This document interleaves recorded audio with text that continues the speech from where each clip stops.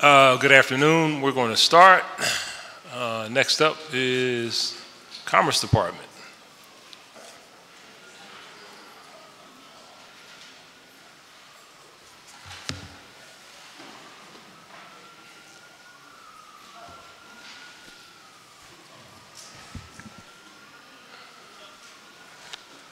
And OEO.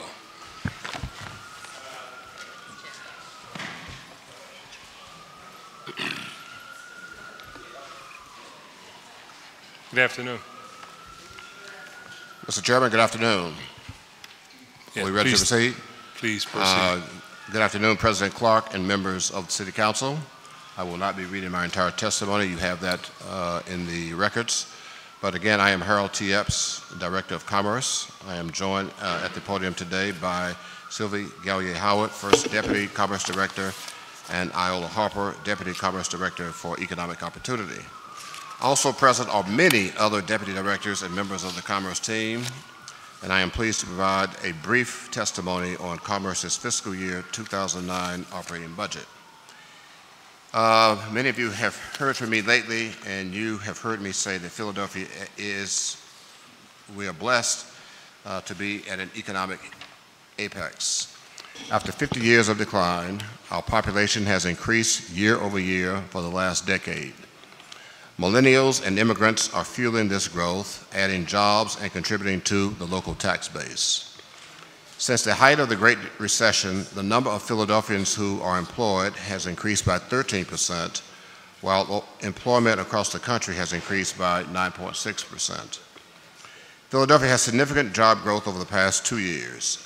At a 3.6% rate of growth, we are surpassing the national average of 3.4%, and even New York's average of 3.3%.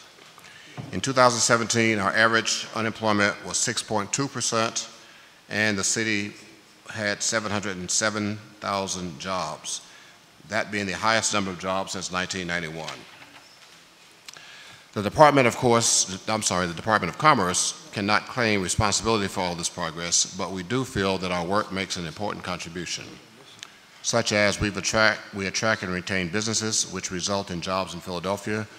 We provide one-on-one support to businesses of all sizes, from the neighborhood corner store to multinational firms. We distribute business improvement grants and connect entrepreneurs to financing and technical resources. We expand opportunities for minority and women-owned businesses, and we support college and career readiness through our own and partnering job training programs. A detailed list of our accomplishments has been provided in written testimony, and Iola Harper will be able to speak to the specific numbers for the OEO when she shares her brief supplemental testimony in just a minute or two. While progress has been made, it is not enough. Our poverty rate is stuck at 25.7%, and over the last 3 years, the average rate of black unemployment, 8.5%, is twice that of white unemployment of 4.2%. This is why in FY19 and beyond, Commerce is increasing its efforts to ensure equitable economic development, focusing on economic growth with equity, increasing resources and technical support for neighborhood businesses, expanding access to city contracts for women and minority firms, and developing a robust talent pipeline for employers, for Philadelphia's current and future employers.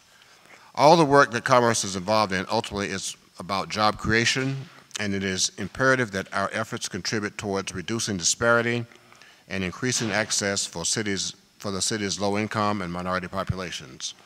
In keeping with that goal, I am very proud of the fact that our team at Commerce, including senior staff, is very diverse and reflective of Philadelphia's demographics. I will end by speaking to the importance of fostering a business-friendly environment in Philadelphia. Day in and day out, Commerce talks to businesses that are considering their options, either to open a new office or headquarters, or considering a relocation due to an expiring lease. The bid that Philadelphia recently submitted to Amazon was much more high profile than usual, but the competition that we are in is not unfamiliar. Philadelphia competes with surrounding counties, cities, nationwide, and even internationally when we work to attract and retain companies. When businesses consider Philadelphia, they look at our talent, our tax structure, and our business-related regulations.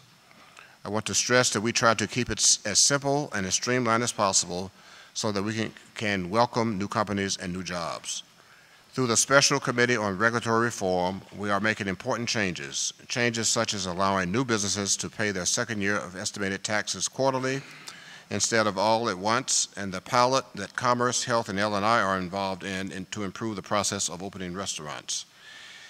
It takes numerous partners and significant collaboration to drive economic and development forward, make an important dent in our poverty rate, and ensure revitalization occurs throughout the city.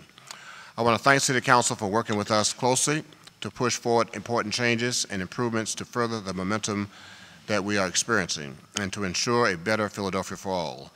This concludes my testimony, but I would like to hand the microphone to Iola Harper, who heads the Office of Economic Opportunity, so that she can share the progress of OEO and the outcomes of that important work. Sure. Thank you, Harold. Good morning, Council President and members of City Council. My name is Iola Harper, and I'm the Deputy Commerce Director charged with leading the Office of Economic Opportunities. My remarks will be brief, and are meant to supplement the testimony provided by Director Epps. We are moving closer to the 35% participation goal set by this administration. Thanks to the hard work and diligence from city departments and OEO staff, the city committed $248 million or 33.8% to minority, women, and disabled-owned business firms in FY17. The quasi-agencies added an additional $65 million in spend for a total commitment of 32.06% for FY17, up from 30.6% in FY16.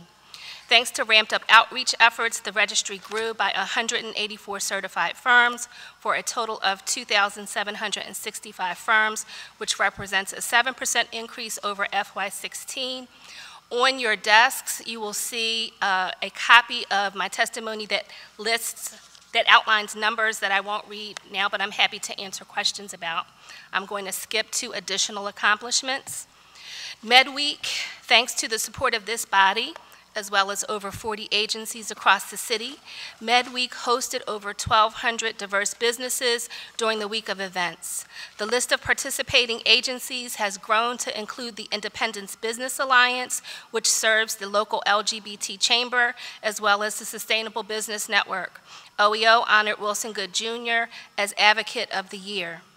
2 new local agencies were added to the list of agencies whose certification is accepted by the City of Philadelphia. The United States Business Leadership Network provides certification services to businesses owned by persons with a disability. The Enterprise Center will provide certification for both minority-owned and disabled-owned firms. The Philadelphia OEO convenes quarterly meetings of similar groups across the country to discuss best practices and effective policy. The size of the DBE Roundtable Group has doubled this last year, growing from 9 firms to 18. Participating cities and states include New York, Maryland, Chicago, Rhode Island, Delaware, Pittsburgh, and New Jersey. 2 new EOP enforcement managers have been hired and will start on April 9th. These individuals will manage EOP oversight, including oversight committees, on-site visits, and data related to EOP achievement and enforcement, and maintain an EOP dashboard, both by city department as well as council-managed district. They will also manage the new EOP hotline, as well as compile EOP compliance best practices, successes, challenges, and they will closely monitor participation across contracts and performance by vendor. OEO further bolstered the OEO officer program by creating a detailed training manual, as well as hands-on training on the B2G system that is used to input participation-related data. The Emerging Vendors Program has been discussed with this body previously. We anticipate the program will be launched in the 2018 calendar year in partnership with Rebuild. The EVP is designed to increase the availability of certified Philadelphia-based firms who are ready to do business with the city. The EVP will assess not yet certified firms for inclusion in rebuild opportunities. Emerging vendors will have the opportunity to work on projects while receiving the back-end support needed to become a certified MBE, WBE, or DSBE. More specifically, an emerging vendor will be counted towards participation goals on rebuild opportunities with an individual contract amount not to exceed $150,000 annually. Emerging vendors will have 18 months to work with rebuild technical assistance providers as well as OEO and external agencies to address their individual challenges related to becoming certified. Emerging vendor status will terminate on the 18-month anniversary with no possibility of renewal. This program supports OEO's belief that the introduction of new local minority firms into the registry is very important. Likewise, OEO believes that stabilizing and assisting mid-sized firms with capacity to grow is critical to the local economy. Currently, there are few MBE firms with the internal capacity to take on very large or multiple projects simultaneously, and as a result, they are not benefiting from the city's ongoing construction boom. In addition to the Emerging Vendors Program, OEO is always looking for new ways to make it easier for MWDSBEs to gain opportunities. We are actively exploring options to reduce payment time to vendors and to create mentor-protege opportunities and to foster growth for MWDSBE businesses. I thank City Council for their ongoing support and look forward to our continued partnership and pursuit of more opportunities for our minority, women, and disabled-owned businesses. That concludes my remarks, and I too am available for questions that you may have. Thank you. Thank you so much for your testimony. Got a couple of quick questions. The agreement between the city and the SEPTA on the panels as it relates to advertisement, can you tell me where we are with that? It's the panels on the head houses, and I want to thank Mr. Christmas for negotiating a pretty good deal, at least on paper. Absolutely. Hi, Karen Fegley, Deputy Commerce Director. Do that again. Karen Fegley, Deputy Commerce Director. Pull it forward. Closer. Good. You got it. Okay, thank you. Yes, it was a great deal. We appreciate it, and we actually have we had met with John Christmas and Matt Stidd a while back and talked about like how we would run a program to make sure those funds are best used in the communities. We at Commerce have created an application and sort of some guidelines, and our intent was to share that with district council members and make sure people feel like These were guidelines for the... So we want to do we were going to put it out to make it a fair and transparent process, put out an application.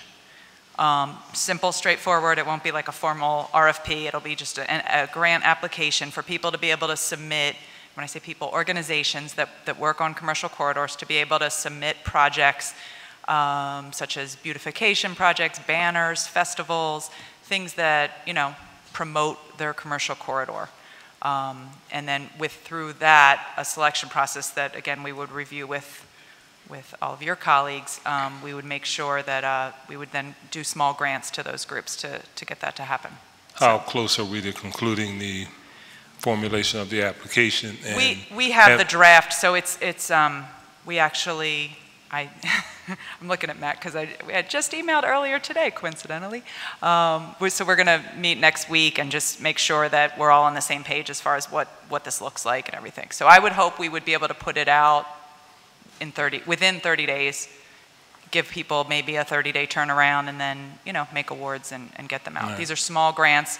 We're thinking like $5,000 to $10,000, maybe $5,000 to $15,000 grants. So it should be pretty straightforward. Right. Is there going to be a relationship to the eligibility for the commercial corridors in proximity to the panels / transit ways where we're going to advise? Yeah, the way the agreement is written, it's that there has to be some relationship to sort of where SEPTA stops are, but it'll be able to support most communities, I think. All right. So, and I recall, I'm just bringing this up. There was some concerns about significant portions of the city that don't have subways. Right.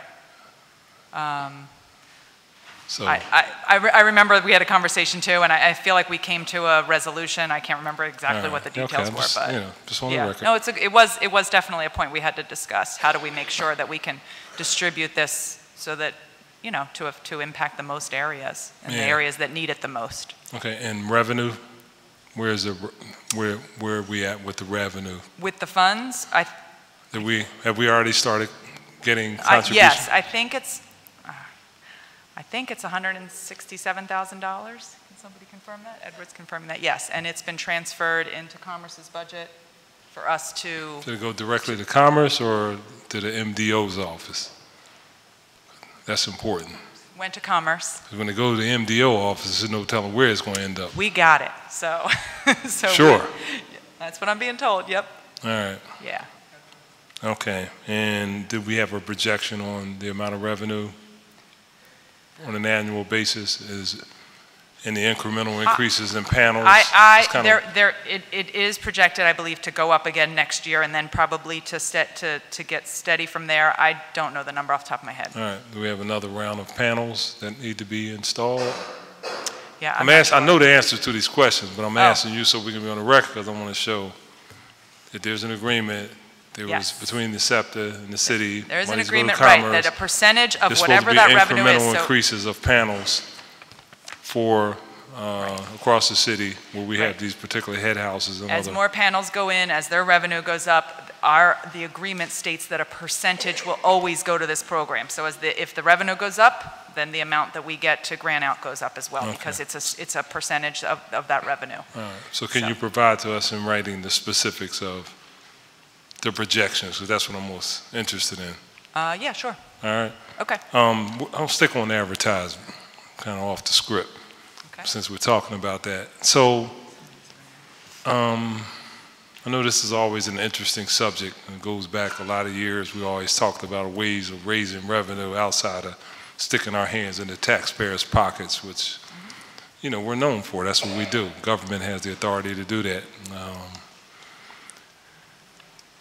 The attempts to create other revenue streams and other revenue sources has been significant over the years, both in the prior administration and this administration. Does the Commerce Department have an official position on public advertisement?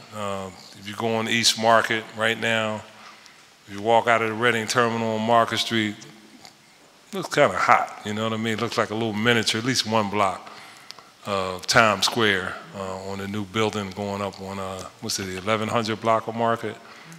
And it brings a kind of synergy and we can make some money off of that. Does the Commerce Department have an official position on advertisement for purposes of generating revenue?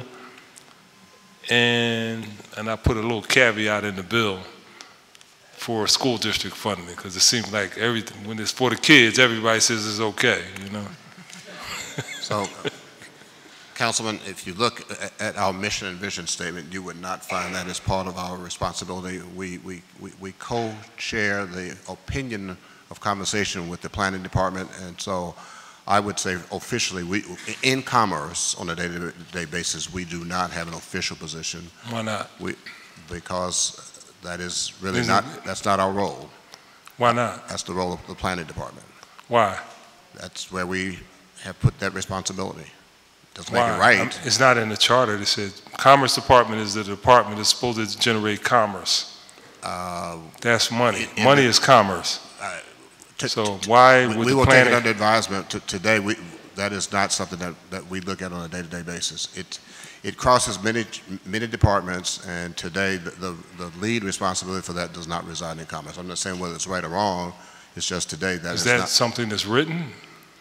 Or I'm trying to understand. I would say that it ended up in the Art Commission. As technology has come into many domains, it crosses many different departments, and some things overlap. I would say that would be one of them. And today we don't have an official position on that. We'll be more than willing to take it under advisement and get back to you as to what it is. But prior to you asking it, I would say that months would go by where we in Commerce do not proactively engage in the conversation about revenue generated from city assets. Others may, but we don't do that in commerce on a day-to-day basis. We get pulled into... Were you told not to do that, or is this No, just something you all choose not to be in? It's just something that probably falls in the gray area. There are other places where those conversations get had. We get pulled into them, but it's not something that we lead. Where? Sometimes it's IT, sometimes it's street, sometimes it's planning. It just... Every place but the place that's supposed to generate commerce. Well... That sounds kind of strange. I would say it's something would be new as technology has come into the forefront, and it's just something that we probably need to take as an action item to figure out how we as an administration want to respond to that in a cohesive way. I think if you had an opportunity. You're asking a very legitimate question, but... Oh, I usually do. I know you do. Yeah. It's something today that is not prominent on our plate. We'll take it as an action item. We'll get back to you to let you know how this cross-functional entity should have a cohesive response. Okay. There are 5, in a 6-month period of time, there may be 5 different ways that question comes up, but I'm saying that it's rare that it's prominent into commerce. So if Amazon says we want to have some advertisement on their building when they come here, you guys will be involved in that, right? Because we would be the forefront of that conversation, yeah, but we could not make that decision as a sole department. Okay. All right. Okay. So I'm going to bring that up. We have it as an action. I'm only saying we got a pending deal for I live on like $800,000 for like a couple of signs that are not even digital across the street, and I can't seem to find anybody else other than the Art Commission who wants to take some public position on it. And it's pretty stunning to me that we're trying to get money for schools and we're asking people to pay more taxes, but yet we can hang a couple of signs up and we can't figure out a way to have somebody responsible for making a decision on that to generate that commerce. Okay. Okay, we can't find the appropriation on SEPTA on ad sharing revenue for FY19. Just a little note. I'm sorry, say it again. With the ad sharing revenue, we don't see the appropriation for that because we have to appropriate the money to commerce. So if you all can track that down. Yes. I believe you when you say that the money's coming or it's here, but we'd like to see a document. It was already transferred in the mid-year transfer. I'm sorry, for 18. For 19. Okay. Okay. I wanted to ask you a quick question about contracts. I guess with respects to participation, and I guess generally, so we have this thing in the city, we call them no opportunity bids, and which means that there's no opportunity to reach a certain goal based on the unavailability of people that could provide this in the categories that we're interested in and the demographics. And my question is, when you look at the no opportunity bids, and I don't know what those numbers are, could it potentially have an impact on the overall number? So if you include the no opportunity bids, that mean we can't find any minorities or females or DBEs to bid on this. If that is included in the aggregate number, those numbers could be less. So talk to me about no opportunity bids. Sure. So I am trying to locate. Here we go. We calculate it both ways. So we calculate participation with the few or no dollars in and with them without. So the numbers that I stated in my testimony of a 32.06% participation achievement is the participation number that has the no opportunity deductions taken out. If you were to look at the same set of numbers and include the few or no, our participation rate as a whole would be 29.06 for FY17. Okay, so we're under 30 if you include the no opportunity bids. Correct. So isn't that the real number? Well, I don't know if it's the real number, but it's the real number taking into consideration or including the fact that, there are large contracts and opportunities for which there are no minority women or disabled vendors able to take that on. So, Councilman, in my private sector experience, I spent 2 decades in procurement. The standard practice, whether it makes it right or wrong, just the standard practice within the industry is to make those deductions because of the institutional reality that there are no ability to meet that number. So the one that everybody uses is if the city or Comcast or somebody is buying helicopters. I'm not in the private sector. Okay, well, in the government. I'm in the government. If there were a category of helicopters, you would deduct that number because the studies have been done and there are no minority companies or women-owned companies that have the ability to supply helicopters. So the standard practice in the public and private sector, government included, is to deduct that category from the spend so you can measure spending against the categories where there's possibility to spend the dollars. Doesn't make it right or wrong, it's just the way the practice. I didn't say it was right or wrong, I'm just asking you what the real numbers is. 29, and it's 29. And if I understand if you can't find them, although from a historical perspective, too often, a lot of people are always told that you can't find them. And that's why you know the history of that whole thing. Well, there's nobody out there that can do this, and then when you dig a little deeper, you actually find out, well, you know what, if we do a little more, we can actually find. That's why we measure both ways. All right. Yeah, also if I can add, our world is the OEO registry in terms of what we're looking at in terms of availability. There are registries that the Women's Business Enterprise Council has, that the PAUCP have, and that the ESMDC, these are the certification agencies that do certification.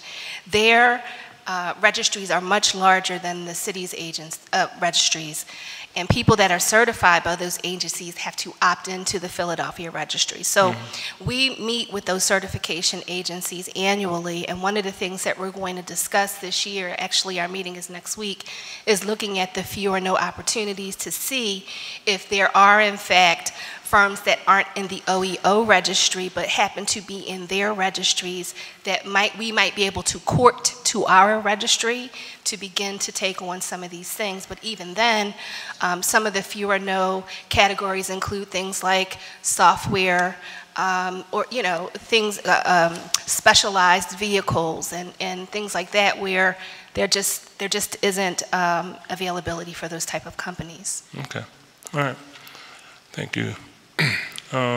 Chair recognizes Councilman Greenlee. Thank you, Mr. President. Good afternoon. A couple of quick questions. One, the Rules Committee, which I chair, often has the issue of business improvement districts before it bids. In fact, we have another one coming up on Monday with Northern Liberties. And I was just wondering, just generally, have you found them? I mean, we basically hear positive things, but I was wondering what are you hearing? Are they seem to be something that has really done what it says, improved businesses in certain areas? I would like to answer that in 2 tiers. I'll answer it based upon my 40 visits. I want Karen Fegler to come and give you the technical response, but my perspective after 2.5 years is absolutely, positively, yes. Okay. We see from the fundamentals of safe, clean, and well-lit, which every district wants, that those that have a business improvement district are in better shape. Those without it struggle, and we are big advocates of as many business improvement districts as we can find and afford to fund. Okay, I'm glad. I was hoping that would be your answer. So when people come, there's always going to be a few people who will come, and I'm expecting them on Monday, who say, it's not worth it and all. So I'd like to get that on record. We absolutely beg to differ, and when we go into parts of the city and advocate and they vote them down, we become very... we recognize the underutilization of performance that the district's going to have, because all our data shows that not only are they valuable, but they help improve the real estate values, both on the residential side and the commercial side where they exist. No, I totally agree, but I wanted to get that on record. Yes, well, I'm sorry. Yeah, and I concur, obviously, that it's a great program for neighborhoods where it makes sense. I will say, bids? Even once a business improvement district is in place, it requires, I mean, the management of it is a real concern. Just that, you know, it has to be well managed and maintained, and they have to keep that connection with the community and with the property owners who are paying into it. And also when they're getting started, you know, we've set out sort of best practices. We've published a guide. We try to coach people on how to get a bid started, so that usually by the time they come in here and into City Council, hopefully there's not a whole lot of resistance, because they've done the appropriate and necessary outreach. There's always usually a little bit, but yeah, you're right. I know what you're saying. Always a little bit. Yeah, right. And the other one, real quick, Mr. Epps, you talk about the pilot that Commerce, Health, and L&I are involved to help improve opening restaurants. I guess that, because I know there's a lot of confusion on where you go to L&I. Do you go L&I first, Health first? Is that the kind of thing you're talking about? Well, we've got more task force in our days of the week working on that initiative. I'll let First Deputy talk about it, since she's chairing some of that work. Okay.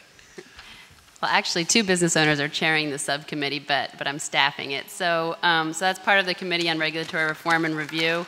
And basically what we've learned through the process is that the process of opening a restaurant, some of the departments, the systems don't necessarily talk to each other. Right. And sometimes it's frustrating most of the time for restaurants, because they don't necessarily know where they are in the process. So the pilot that we're going to do is using Salesforce, which the city already has a contract with Salesforce, basically as a customer management tool, so that if a restaurateur gets stuck somewhere in the process and they call someone, in this case it'll be Commerce that's doing the pilot, that person will be able to go on and say, okay, last time, you know, this is where you are in the process, last time you talked to someone, this is what the issue was, and just help them, as you would probably experience with a lot of different companies when you're trying to do something. And are there language issues sometimes with that? Some of the immigrant communities coming in trying to open up restaurants, is that? Yes, yes, and that's one of the reasons that Commerce has bilingual service managers as well.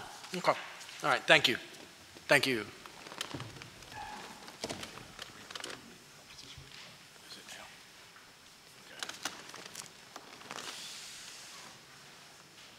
I'm good, Bob. Chair recognizes Councilwoman Blackwell. Thank you, Mr. President.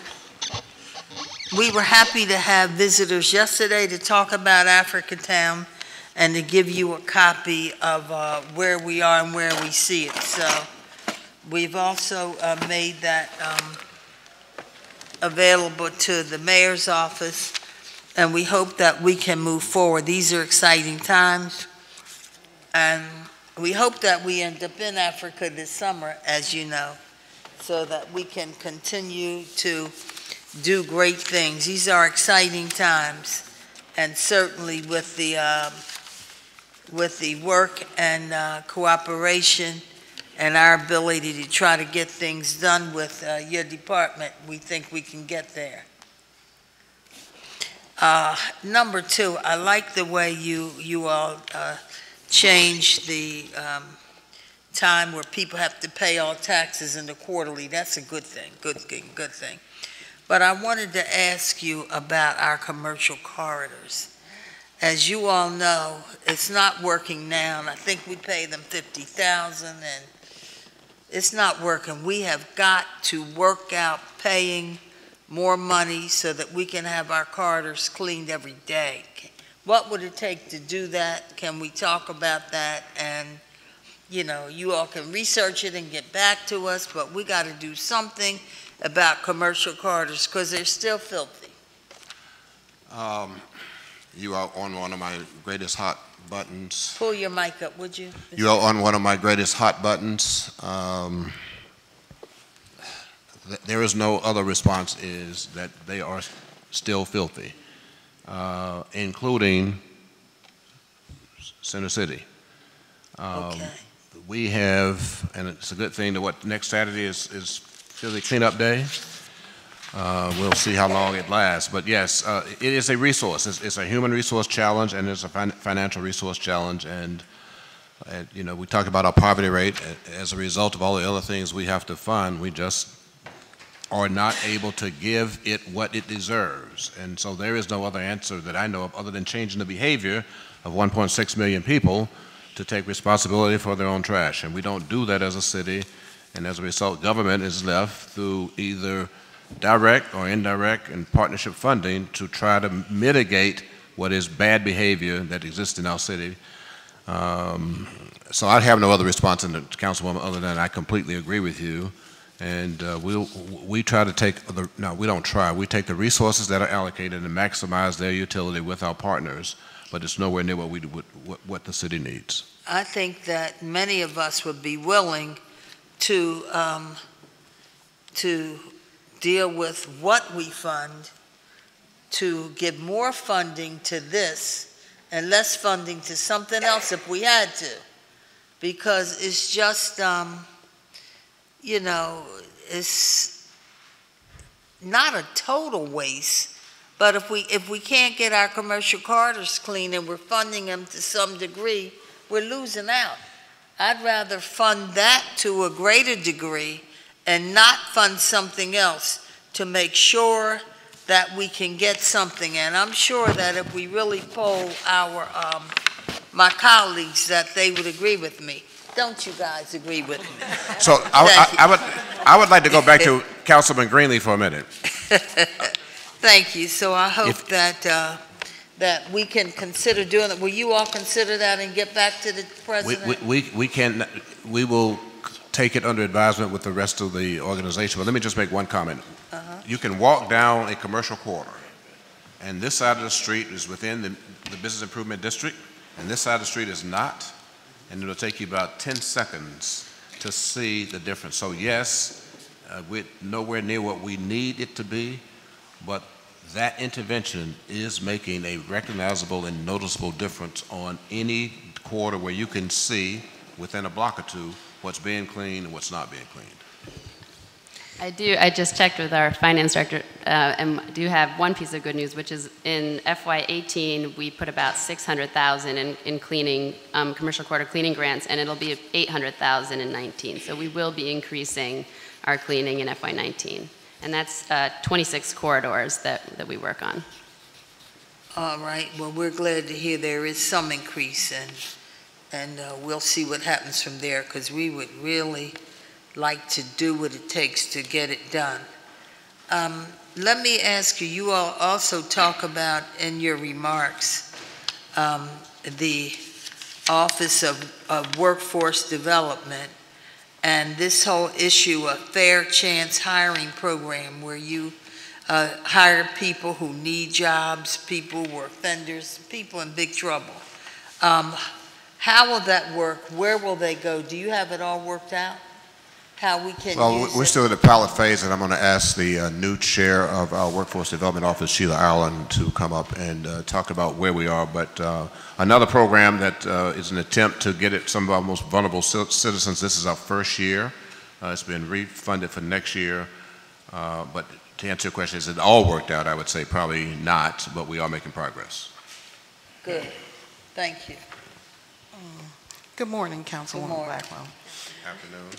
Or afternoon, I guess it is. I have 3 jobs, I'm sorry. So on the Fair Chance hiring grant, there is $500,000 allocated to this particular fiscal year. So far, $440,000 has been allocated. That's 85 positions available for people with 27 employers involved in the Fair Chance hiring initiative.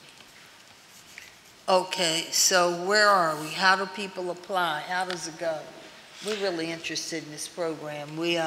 I went to a fair this weekend with a program called One Click that helps Councilman Jones knows about it. Their first affair, and they work hard with people coming home. You know, we're glad, and so many teenagers, as you know, come home, and so many people are coming home. We want every available opportunity to refer them someplace. So tell us what we do.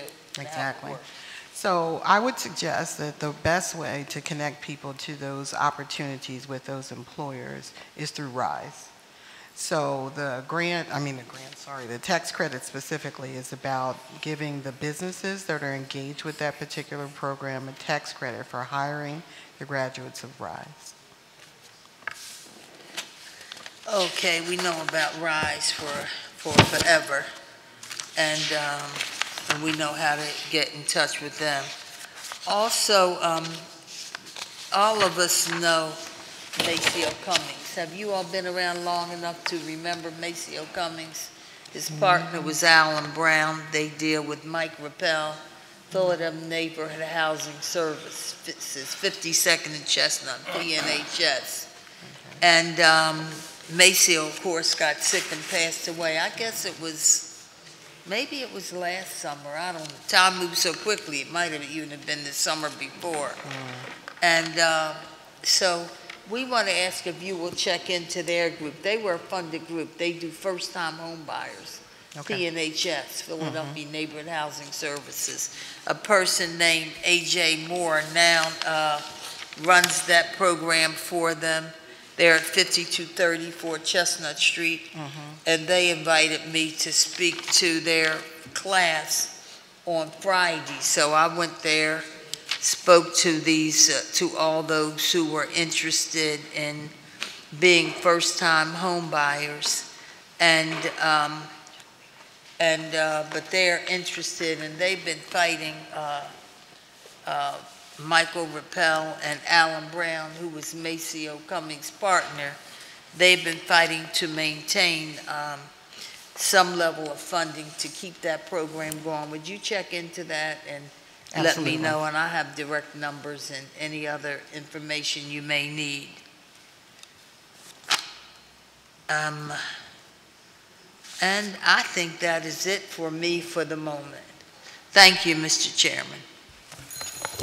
Thank you, Councilwoman. Chair recognizes Councilman Jones. Thank you, Mr. Chairman, and good afternoon, everyone. Could I ask Nazara Sabri to join you at the table, please? I see you in the back. And as you do so, I want to prefix my remarks with the fact that often on this side of the table, we are often critical of performances of departments. What I want to do is take the opportunity to thank you publicly on the record for when you exceed my expectations as well. So no, that's you too. You didn't just have to, I wanted her to be a part of it.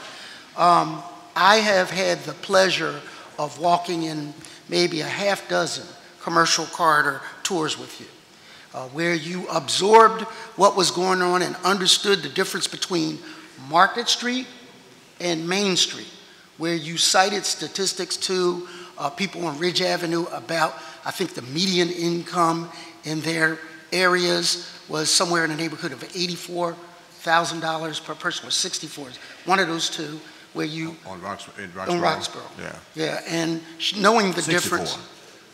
difference between what the needs of a commercial corridor like Market Street were. And in so doing and understanding those walks that we participated in, we were able to get a $50 million investment on Market Street. That's not exactly Main Street. So understanding those subtle differences has given us an opportunity to flourish on both ends of the spectrum, if you would. So I wanted to thank you, put that on the record. You went beyond that, though. I'm a pain. I'll call you at all kinds of times of night if I see trash on the street or something that needs improvement on a commercial corridor.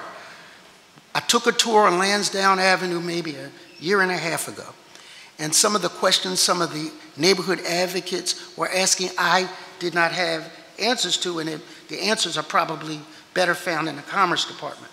You guys took the time not only to deal with that corridor, but a half dozen other corridors, Lancaster Avenue, 63rd Street, that needed that technical assistance, didn't understand, they knew what they wanted, but didn't know how process went to get it.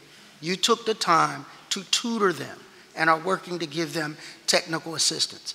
So it's wonderful that you're going after Amazon. I get it, and I understand the economic benefit to the city of Philadelphia. But where I live and the corridors I walk on, that is equally important, and I see that you guys can do that. So I wanted to say that on the record. Thank you on the record. From Haverford Avenue to Roxborough, thank you. So having said all the good stuff, Here it I'm comes. gonna segue a little bit. I need to know what our plans are also for Hunting Park Avenue and Parkside Avenue, how we top off, and we've had some development, but I want that same kind of Amazon versus commercial corridor attention given to those big industrial parks. We do the doggone thing to the Navy Yard, and I get that big picture, but Hunting Park has been there since the industrial Rust Belt. We no longer make tanks and automobiles there. What is the game plan for them?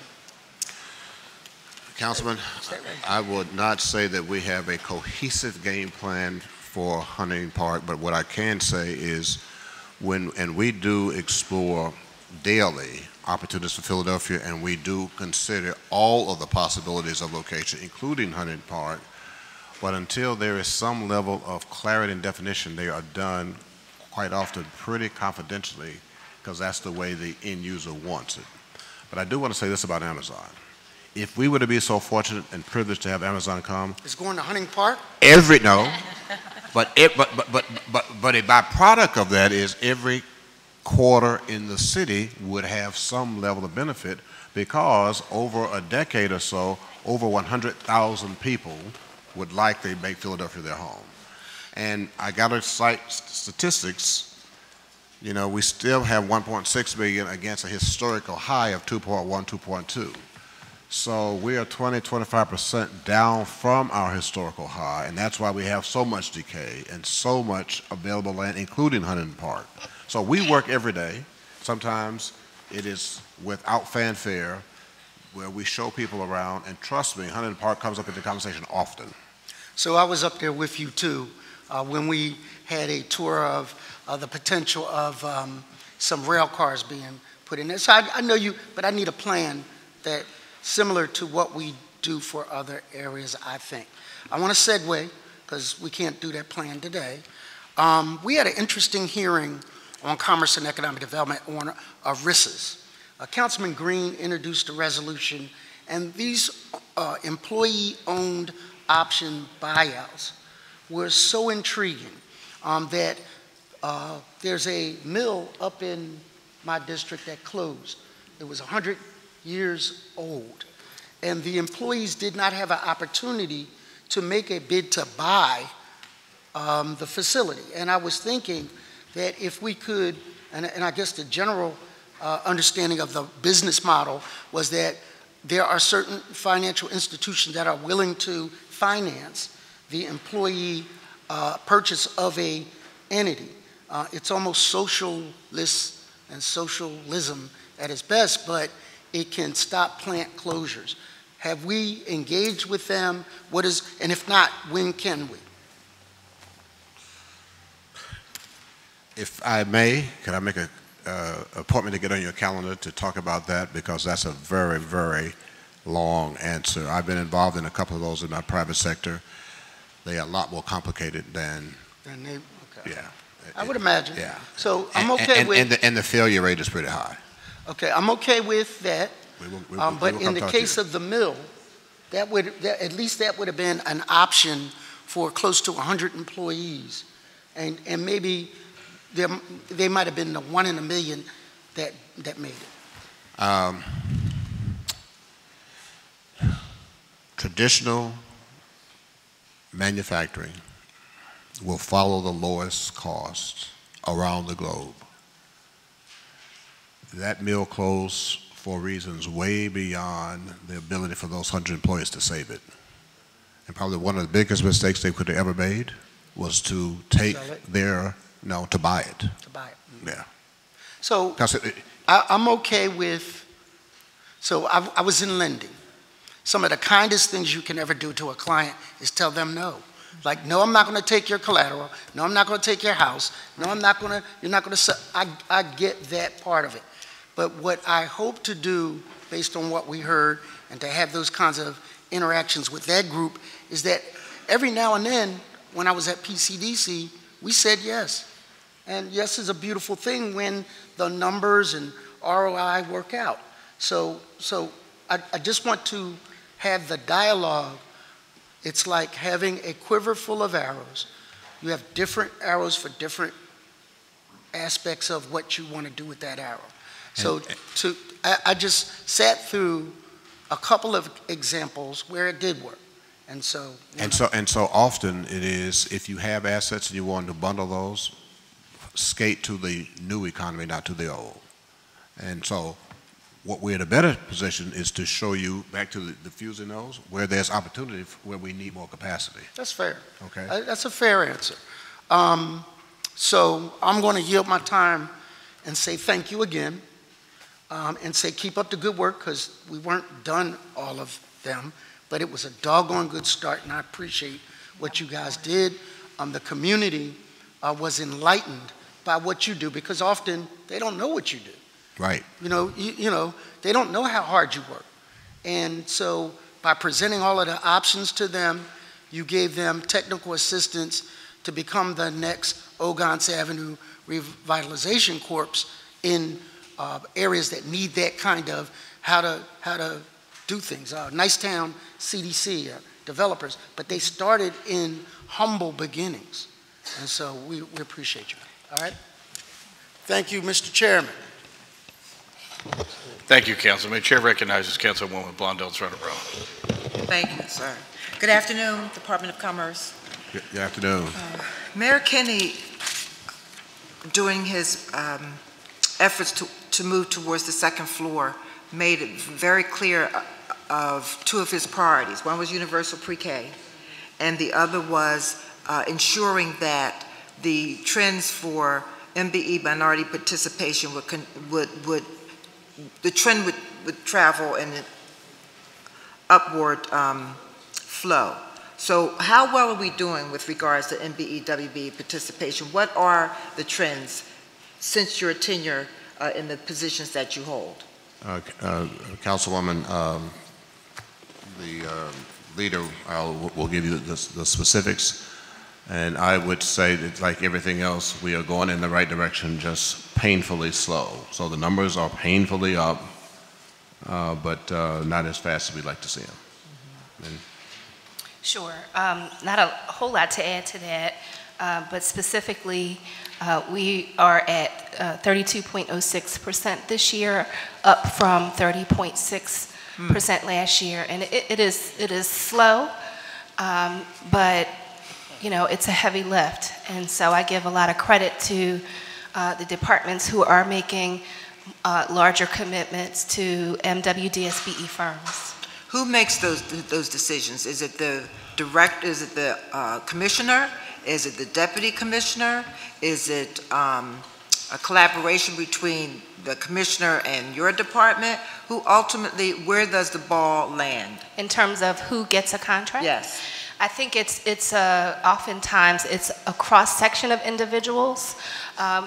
In procurement, sometimes, well, there are many different ways, put it like that. And there are many different ways because of the way the different department, each department has their own personality for how they operate around this?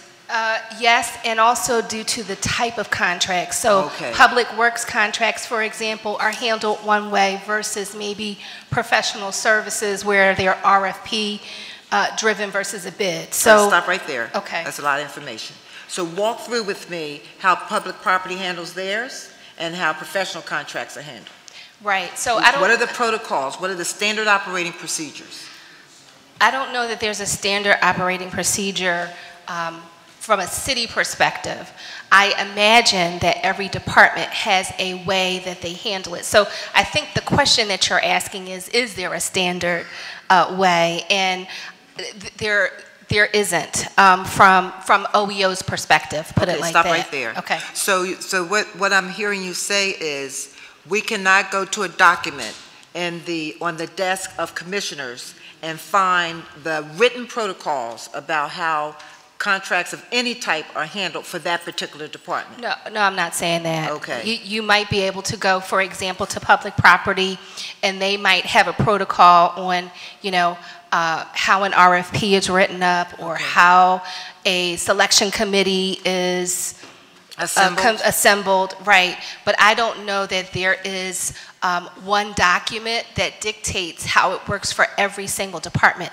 There may be, but I'm not aware of one document that dictates how all of those decisions are made from department to department. So having heard that, what becomes the response to the question, where's the transparency? Why isn't that considered public information so that when folks seek opportunities, they have some level of assurance that the process is standard and transparent? Yeah, that's a good question. So in terms of consistency, there typically there's a standard place where people can access opportunities. It's like PHL contracts or e-contracts. There are pre-proposal meetings that are often held for proposals. Those are put up online, and those are in the RFPs. So there are benchmarks or milestones throughout the process that offer transparency. I guess what I'm trying to share is that I'm not aware of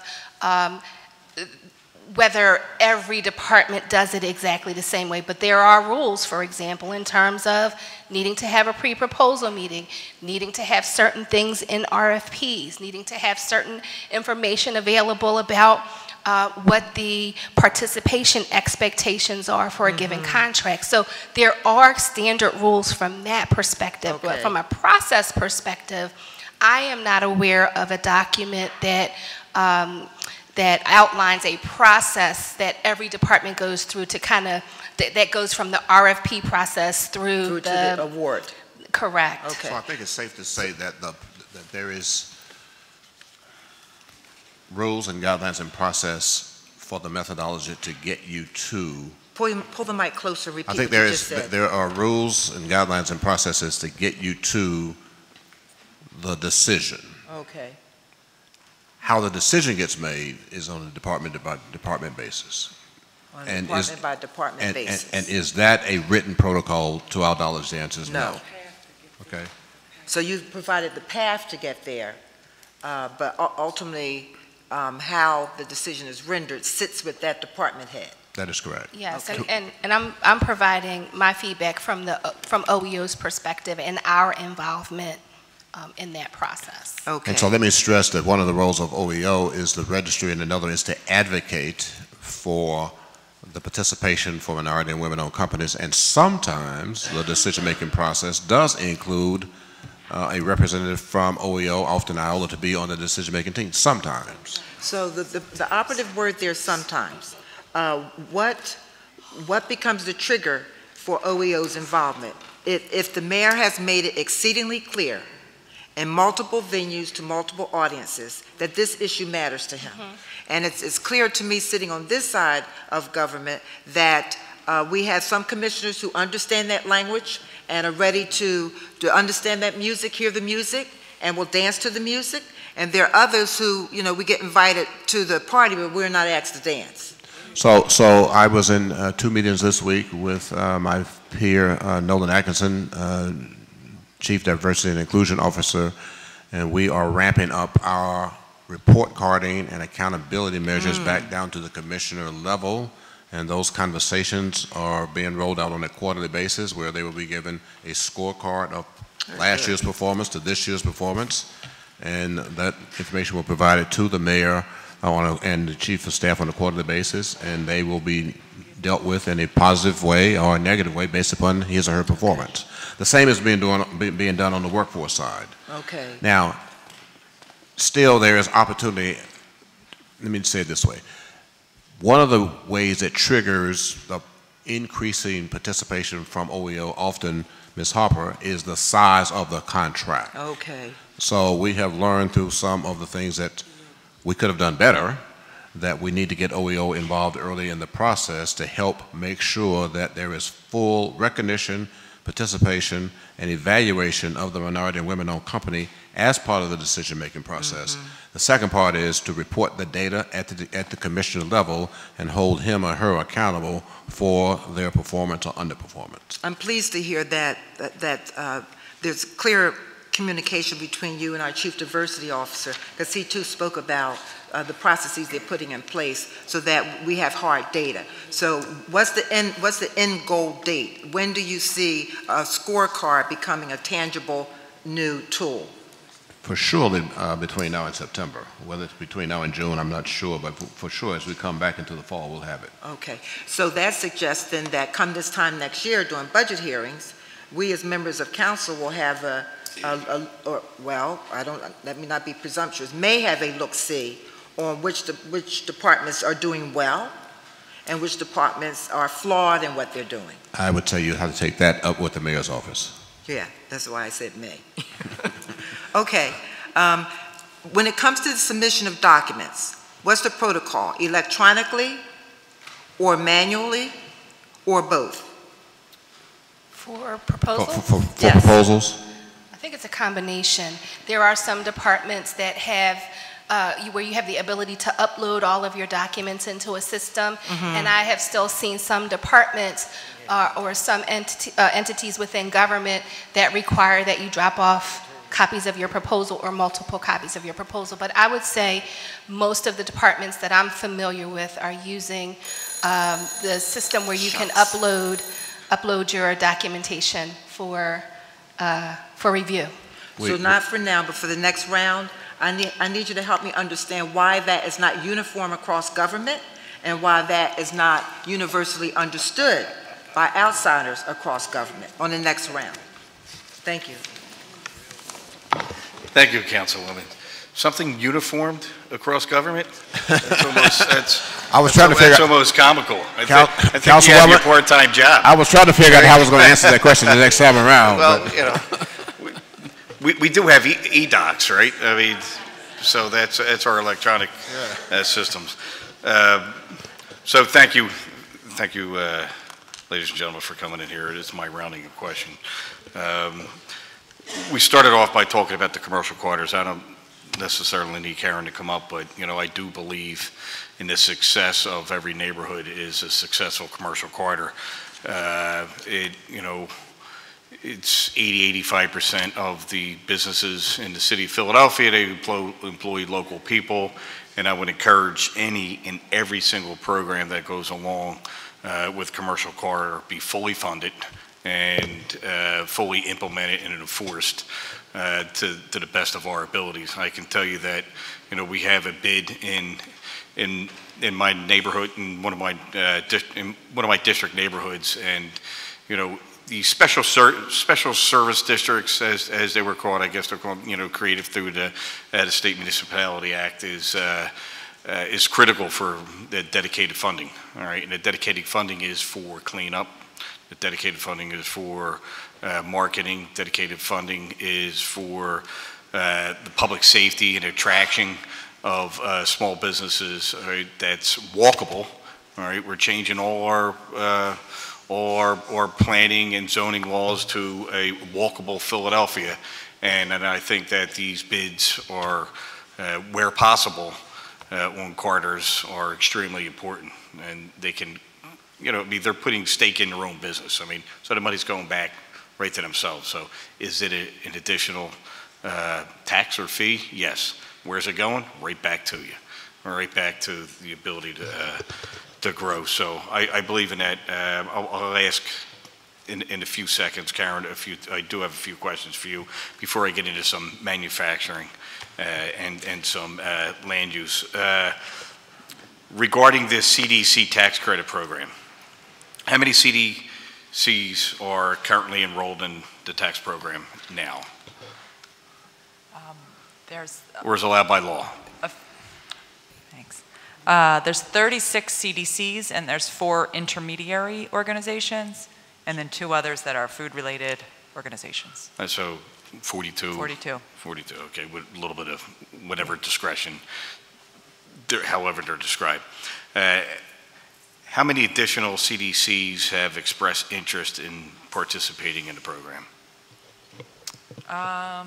I know there are some actively seeking, you know, partners and sort of and slots. I would say there's probably 5 to 10 that are interested. Now, would you say that this Is it a successful program, the CDC Tax Credit Program, that the city offers? Generally, yes. I think it's a great program to be able to offer. We really rely on the CDCs as our partners, sort of our boots on the ground to do community economic development, housing development, everything. But this program is particularly focused on economic development. And it's great for them to be able to have steady funding that can be used for their operations and overhead. So they're not solely reliant on grants that are usually sort of for specific purposes. It's not a lot of money, right? But it does help. It's right. It's depending when they entered the program, it's either $85,000 or $100,000 a year. Right.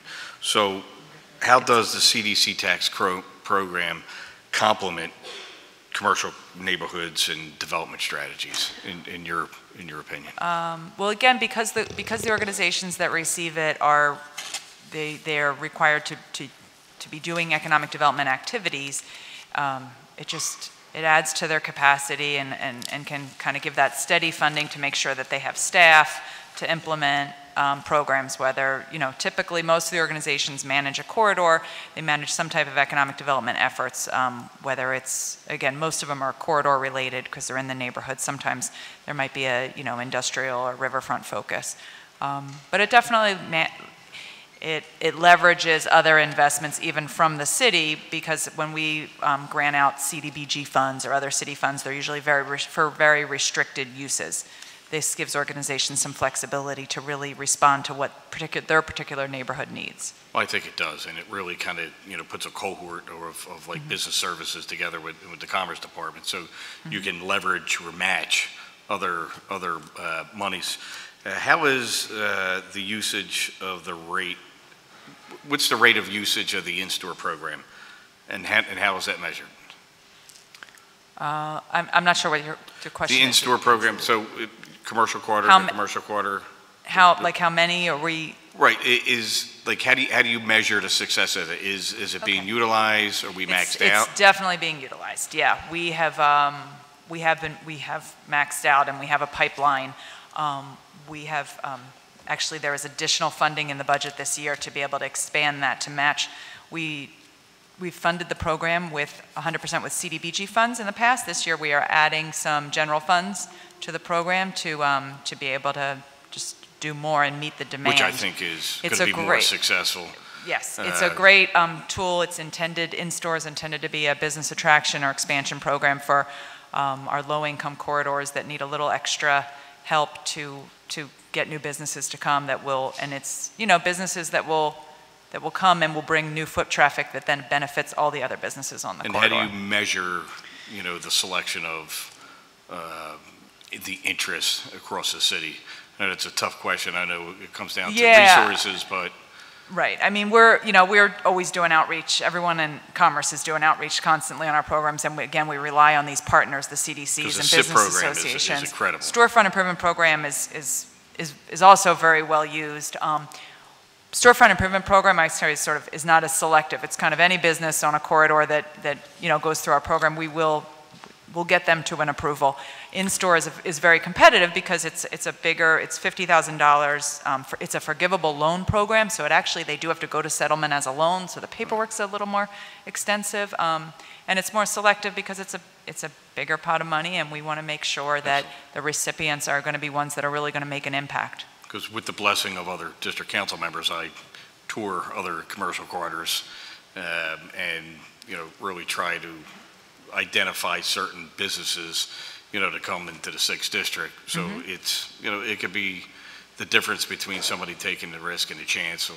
And that's exactly what it was designed to be. Yeah. All right. Can I ask for? I'm done with the commercial quarters. Can I ask for manufacturing? Arturo or Dwayne. So my first thing is, what's the status of the KOZ at the state level? And do we anticipate a KOZ approval in this springtime? Because I know they're talking about some other,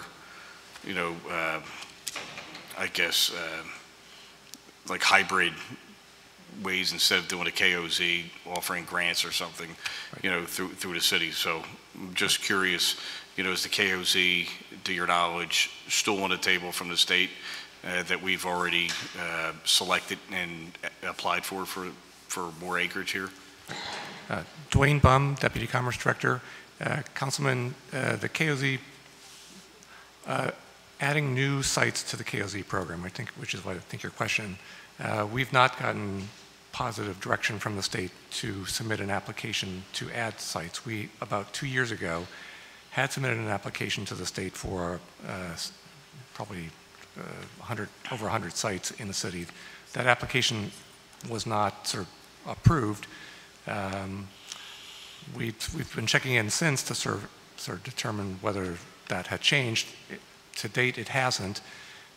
We do have authority to extend current sites that have KOZ designation if they remain vacant, and so we've gotten City Council authorization last. Which included the Amazon, you know. Which we did, well, which we sort of did in the context of that's one correct. large potential user, but we did it for industrial sites, for example, in the Northeast and in the Southwest, and sort of sites all across the city that already had designations, large and small sites for that. So we're maximizing the program wherever we can, but as of today, we don't believe we have the ability to sort of expand the program. Well, I'm not even saying expand them. I just was asking, in your opinion, do you believe the state's going to authorize them? Just because we feel that, I mean, have they authorized what we sent up to Harrisburg? They've authorized everything we've sent up to Harrisburg, both in terms of extensions for time and which are the last ones that we've done. Oh, yeah. Well, that's. I mean, right. we should. Are we marketing that? I mean, in addition to some of the national RFPs that are going out there, because I was not aware of the state authorizing that. I mean, that's something that we should be talking about. Yeah, privately held sites always sort of feature the Keystone Opportunity Zone benefit. It's a great sort of incentive for buyers. PIDC, which sort of owns and manages many of the large industrial parks, and the Navy Yard also sort of lists that prominently as one of the key benefits to locating there. But sort of all the sort of privately owned sites around the city, if they are available for development, they absolutely list that as a key selling point. It is a key selling point. It is, absolutely. I think it's fantastic. Yeah, the program is probably one of the most sort of competitive and compelling in the country as far as incentive programs. Right. Well, we'll talk offline and catch up over that, because I wasn't aware that the state actually authored, the governor approved it. Right. You know, I thought they were sitting on it.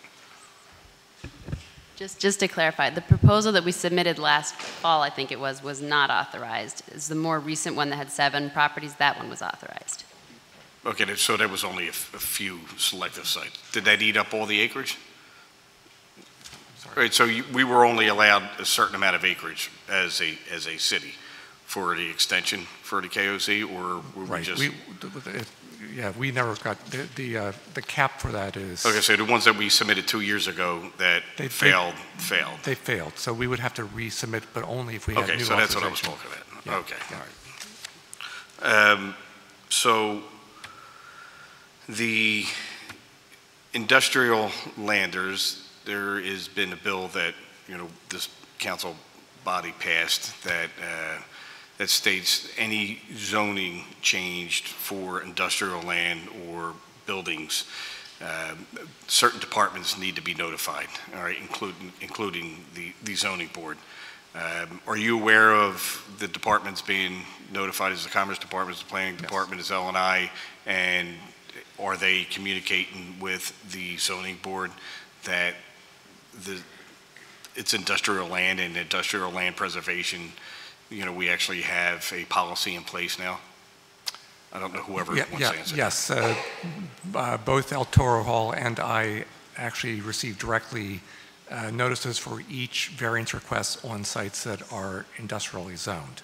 So we get those multiple times a week.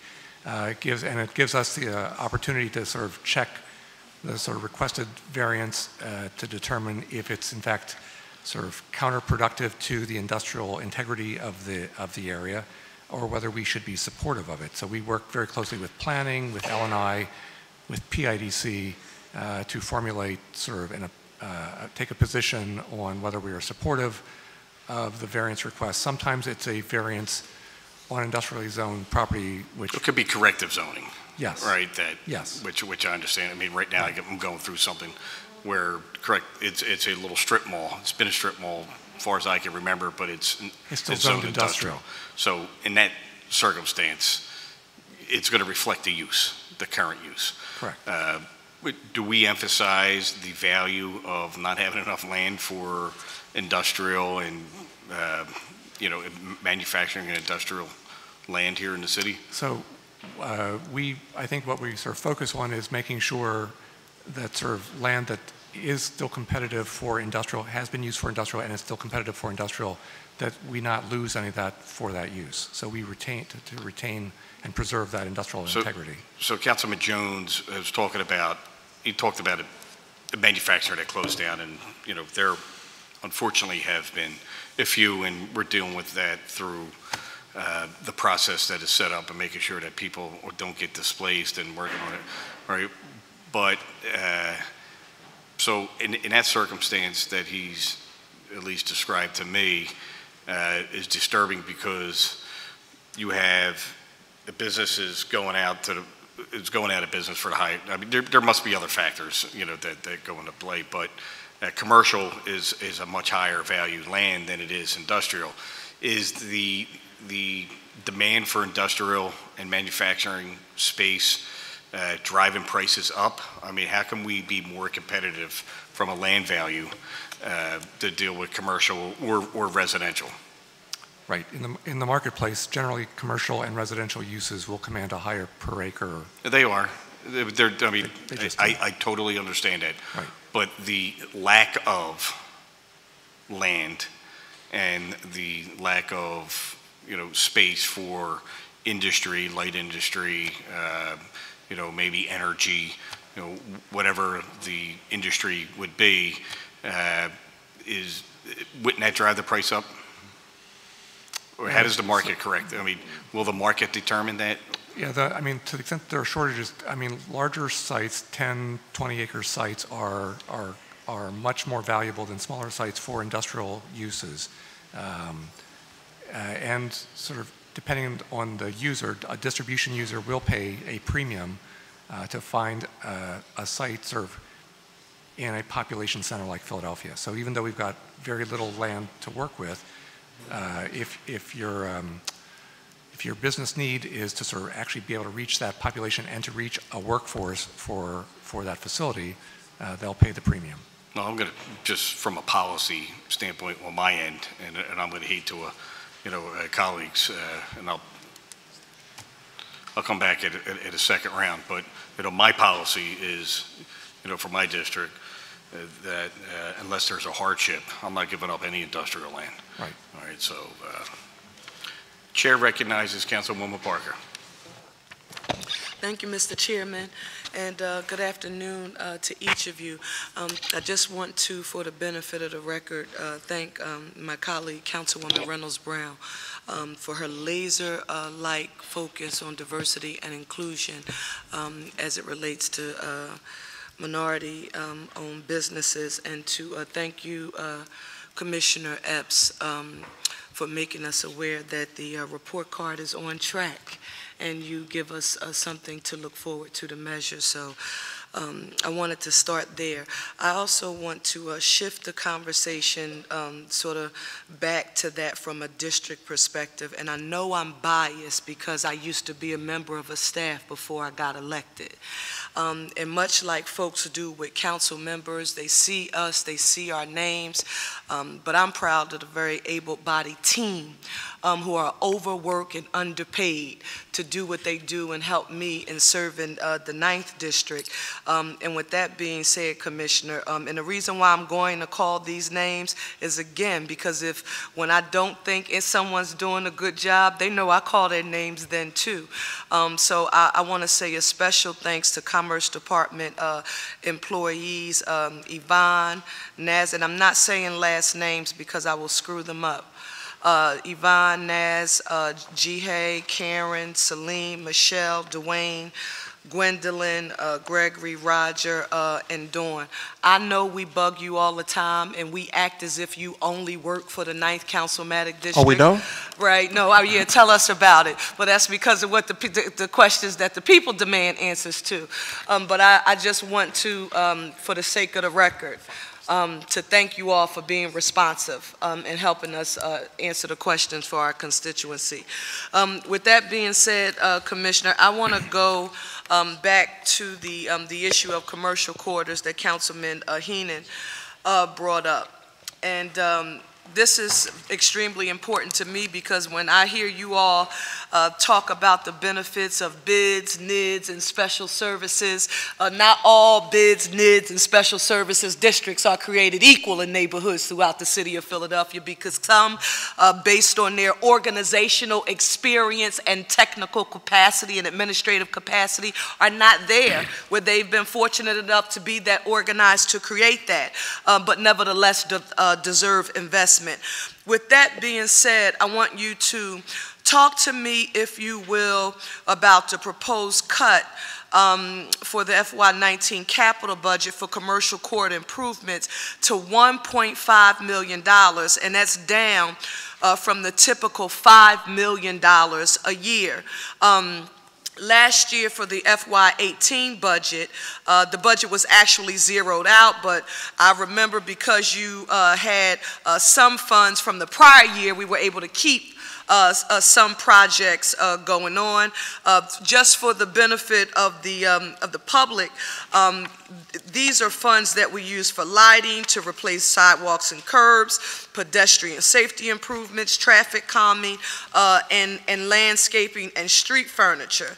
And in my district, for example, I can think of about $3 million worth of improvements in the short term that are, we hope are in the pipeline relative to 5th Street, but there are millions more that are needed. And so I need to know from an advocacy perspective, because what I see being proposed, if you were just spending it in the 9th Councilmatic District, I might say, okay, I would be happy about that.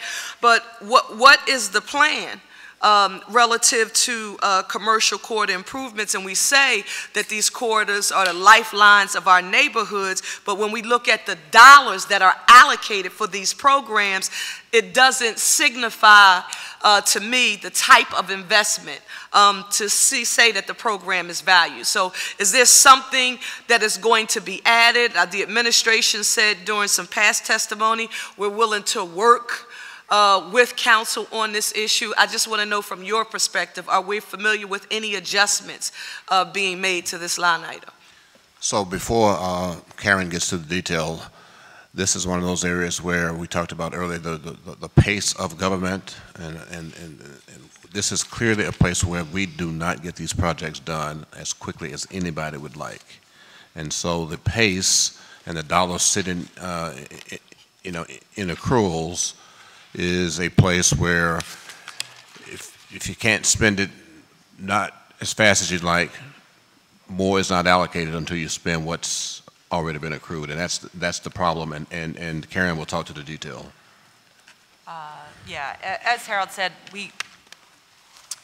we have a large pipeline of projects. $33 million in every council district in the city of Philadelphia is included, but I'm talking about the decrease from the $5 million that was previously allocated, and it was cut to $1.5 million. So we've, as Harold said, we've been asked again this year to work within, to work in spending down previous year's allocations. All of that money is committed. It's verbally or sort of more than verbally committed, but the projects are not under contract, and so we're going to spend this year getting those projects constructed. They're all very close, and as I've mentioned here before, one of the things we do to try to balance like those sort of long lead time it takes to do a major project. When you're digging up streets and sidewalks, it just requires a lot of engineering and coordination. It takes a lot of lead time. So to balance that, we're going to continue to use some dollars to do what I call a la carte projects, things like upgrading to LED lights, bus shelters, big bellies, things that where we can spread it out and really hit a larger number of corridors with sort of some immediate impact, and make sure that we're doing things that are meeting other departments' priorities as well. But as far as I was glad to hear our colleagues in budget answer the question the other day too. They said, and they've told us, they've committed to us that as we go out and seek funds from the state, PennDOT and DCED have programs, there's other programs where we try to seek matching dollars that will match our capital dollars. They've said we should continue to go after those funds, continue to promise that we're going to match those funds, so that when we get those funds in hand, we're going to be going to the budget office and saying, okay, now we need those allocations for this project. So we're continuing to move on our pipeline. I hear you doing your best to respond, and I appreciate your response. But I want to say, as a person who's also been on the other side, to secure those state funds that you needed to match economic development projects that were contributed to on the city side, and we secured dollars on the state side. I think that is extremely important. But my advocacy here today is on behalf of the city's commitment to this program for neighborhood commercial corridors, and particularly for funding that is not coming from the community development block grant line item that limits where those dollars can be spent. I know I heard your testimony earlier into a previous conversation, but I just want to note that for the record, because we will be advocating for additional funding. In addition to that, I want to comment relative to the SIP program. FY17 provided an additional $600,000 for the SIP program, and we were happy about that. However, it's 2 years later, and we have not seen any additional increases. Is there anything sort of on the books or plans in motion to increase funding for SIP? The increase that we got this year we're planning on it going towards in-store. If we need some for SIP, we may direct it that way. We get very close to reaching the cap on SIP, but we have not needed additional funds to date. We also do have in the past, and will continue to seek some funds from DCED to match SIP, to use that for some of our neediest low-income corridors where they need a little more than maybe the 50% match. So we're okay right now. We would love to do more, but the supply is meeting the demand at this time. We'll let you know. Well, I appreciate that, and again, I want to just state for the benefit of the administration, along with your department, if you want to see the quality of life in a particular neighborhood thrive, all you have to do is walk through a neighborhood-based commercial corridor. And I'm talking about in those neighborhoods where you have to take transportation in order to get to the subway. So I'm not even talking about those that are connected into mass transit. And for districts like mine, Councilman Curtis Jones and I talk about this, he has City Line Avenue. And I have Cheltenham Avenue, and also the lower northeast, where they don't have far to travel in order to do county shopping. Investment in these neighborhood commercial corridors is what will help to keep our neighborhoods alive. Cheltenham Mall, we're about to do a ribbon cutting in about a week or two, because they're almost finished with their rehab. Cedarbrook Mall, I don't know if you noticed what it looked like 10 years ago and what it looks like now, but it's a regional economy. These malls are booming, and our neighborhood-based stores are trying to compete with that industry. So that is why you hear me advocating for investment, because it is what will allow our regions to be neighborhoods of choice. So thank you for your patience, and thank you, Mr. Chairman. Thank you, Councilwoman. I remember Cedarbrook Mall working on that cow door that was there a long time ago, about 20, listen, I remember that. Councilwoman Gimm.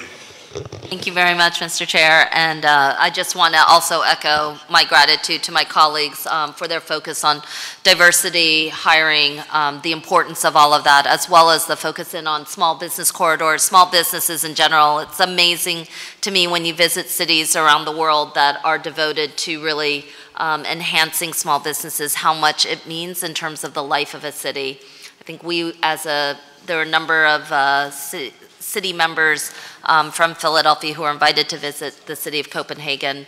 That city actually buys up the first floor of many commercial buildings in order to allow for businesses and startup businesses to get an initial boost by opening up business there and having a certain time period. But they're very clear that their vitality and investment around small businesses has to extend to a large extent beyond, even more than just some of the streetscape, but really invest in helping businesses get off the ground and get through those first couple of years when it's so difficult for them. But thank you for that. Along those same lines, I know, Karen, you and I were talking a little bit about some supports that we're doing or that you're exploring around immigrant businesses, ones that may extend beyond corridors and services that we're assisting them with. I think over the last year, we've heard from a number of businesses who've raised concerns about needing help in dealing with maybe police issues, public safety issues, helping better understand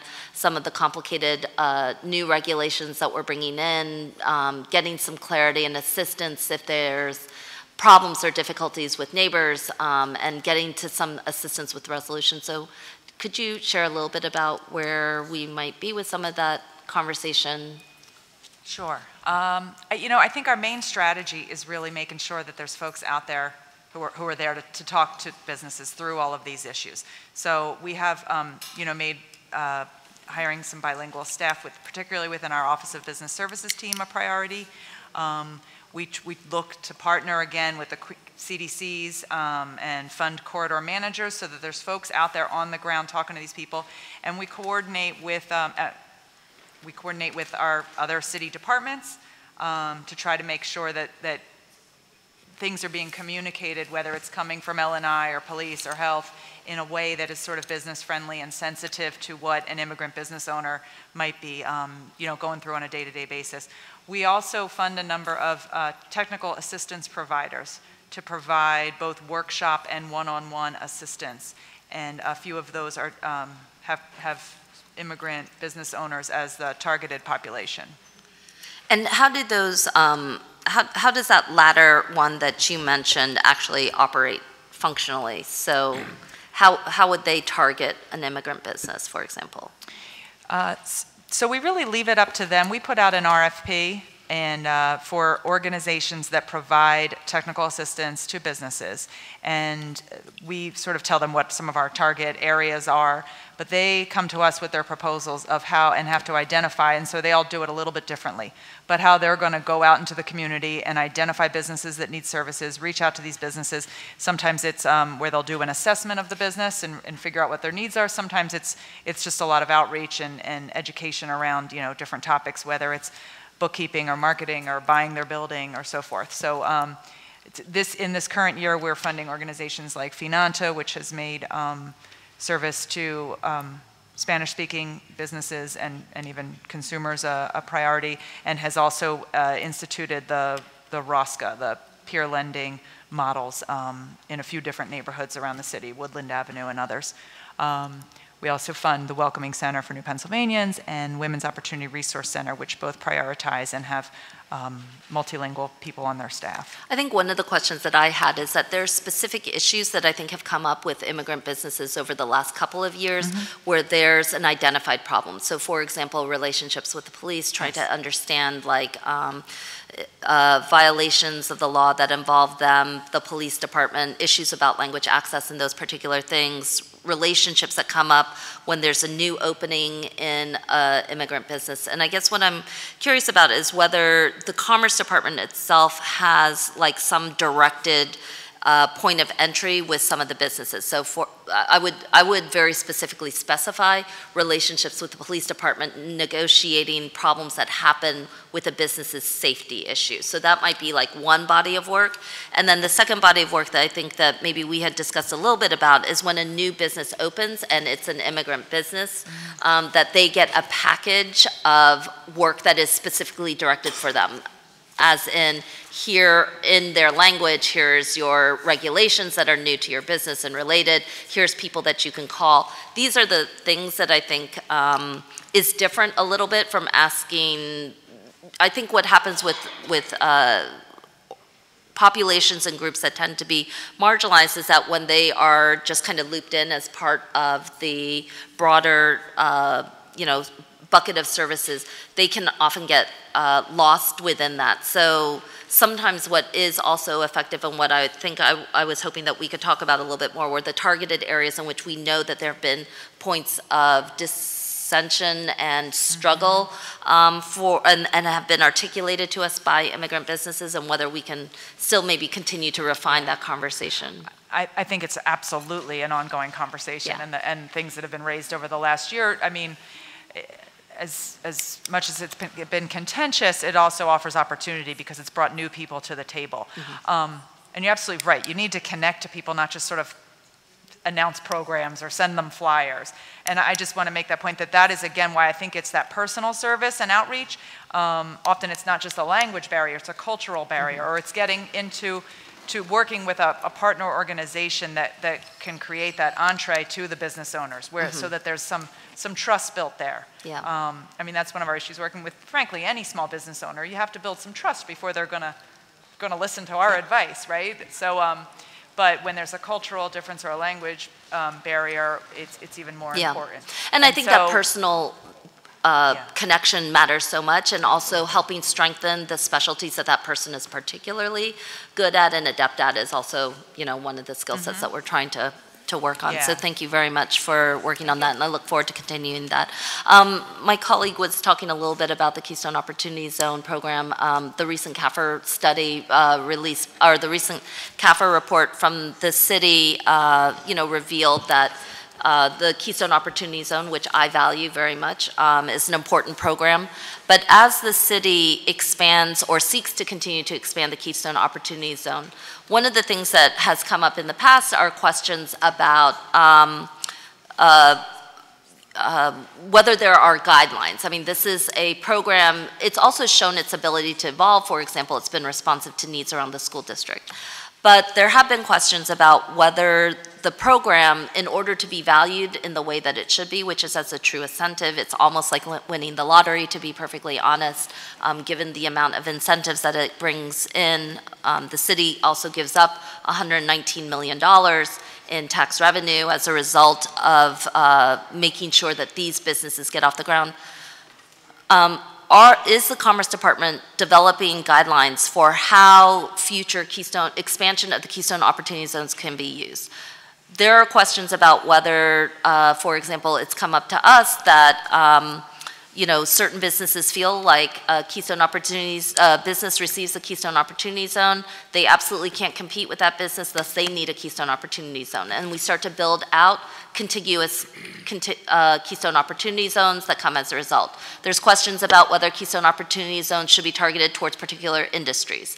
To some extent, as these things come up, I would like to see the program truly be seen as what it is. It is an enormous perk. It's meant to spark the kinds of incentives or areas where they would not normally be, but if we are starting to use them in a way that's much more aligned with the abatement, if we're trying to maximize every opportunity to take advantage of KOZs, it seems like the department needs to come up with some guidelines and clarity about how entities actually qualify for it, especially as we get more and more of them in the city.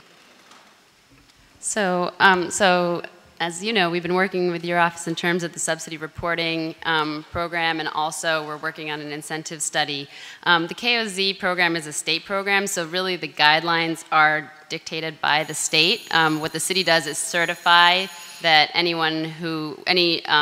property that's zoned as a KOZ, when they come in, that they meet those guidelines. We can't really create our own, although we have conversations with the state, and that's how we ended up with the pilots, with the payment in lieu of taxes.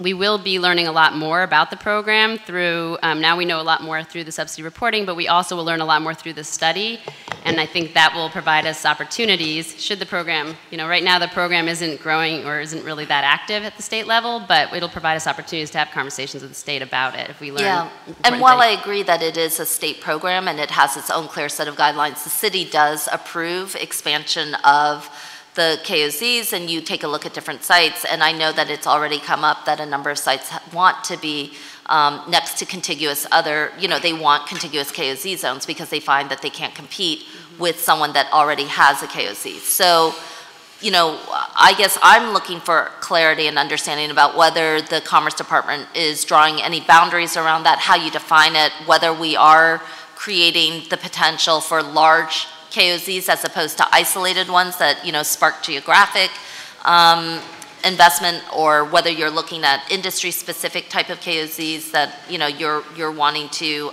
appeal to. Because right now I don't think it's entirely clear about what we're approving, even though any particular entity might technically meet the guidelines of the state.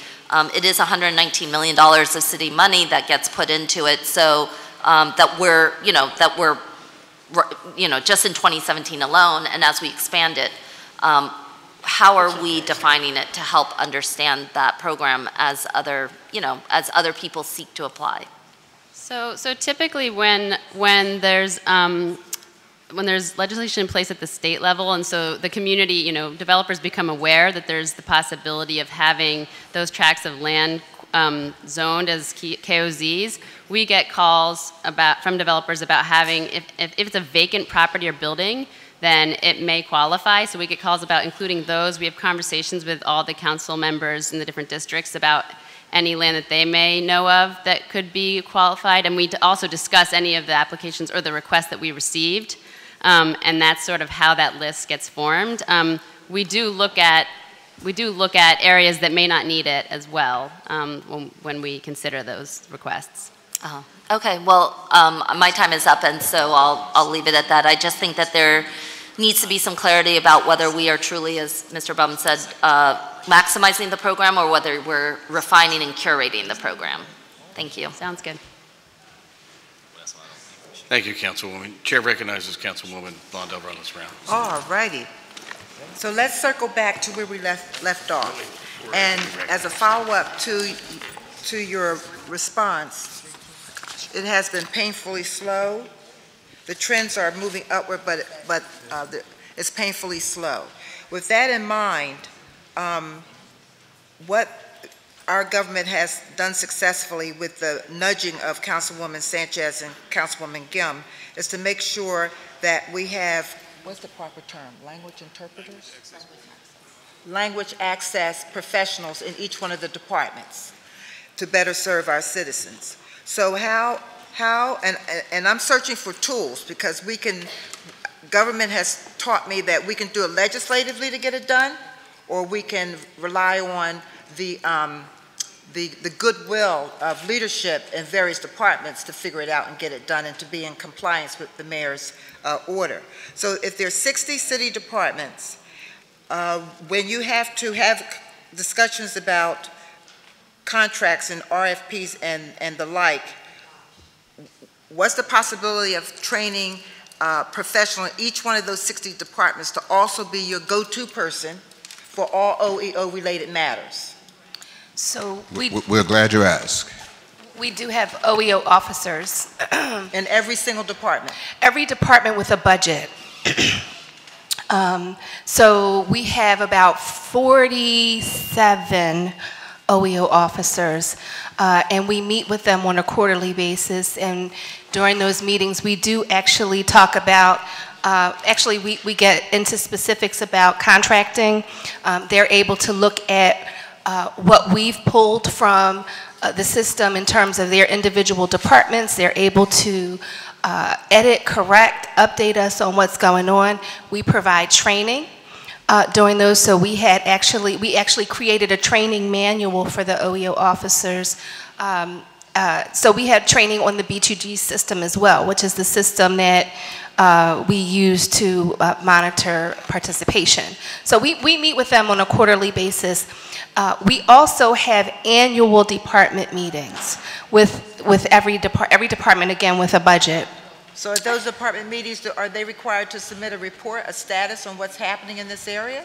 We actually provide them with what we have pulled Okay. from the system, Okay. and we're able to discuss it from that point. And at our annual meeting, we provide a recommended goal for the year. Okay. That's their contracting is discussed, what the scopes of what they, scope of their various projects are going to be, and then we jointly arrive at what's an agreed upon goal. So that's kind of the process on an annual basis, at least since I've been on board. And they will become pivotal in the scorecard process that Absolutely.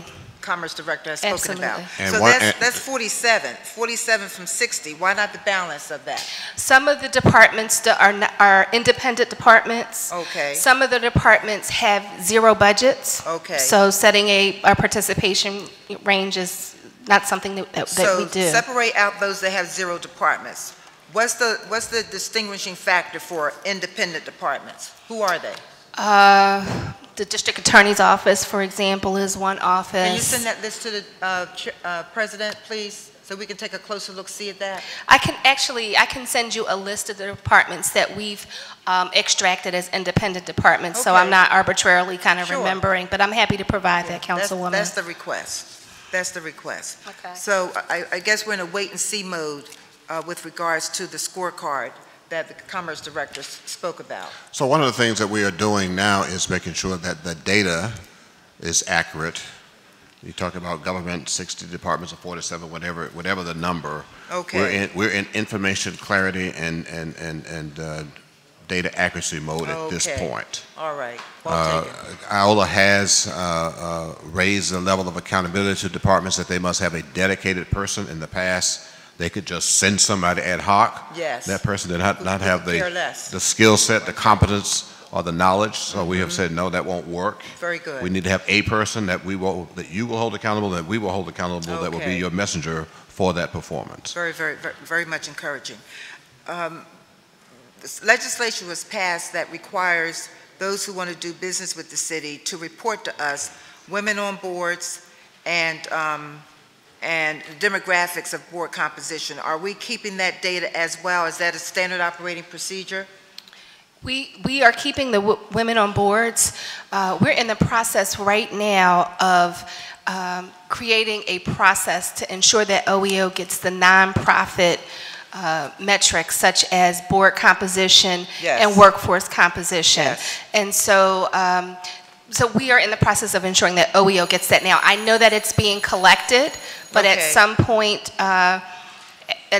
in the past, prior to my arrival, I am not sure how we stopped getting the information. So now Well, we are working.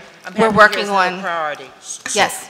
Councilwoman, in the spirit of where I know your intent is, somewhere I heard, and if it's not, I would ask that be modified to include women and people of color on boards, because as a majority minority city, without that comprehensive perspective, You don't have a trust me, you'll get the outcome that you don't want. Okay, thank you. Thank you. So the bell rang, I have to honor it, but I have many more. Councilwoman Gimm? The bell rang. She has a question. What's this? All right, well, it's Councilman Heenan had the button pushed for the second round here. But can we bring up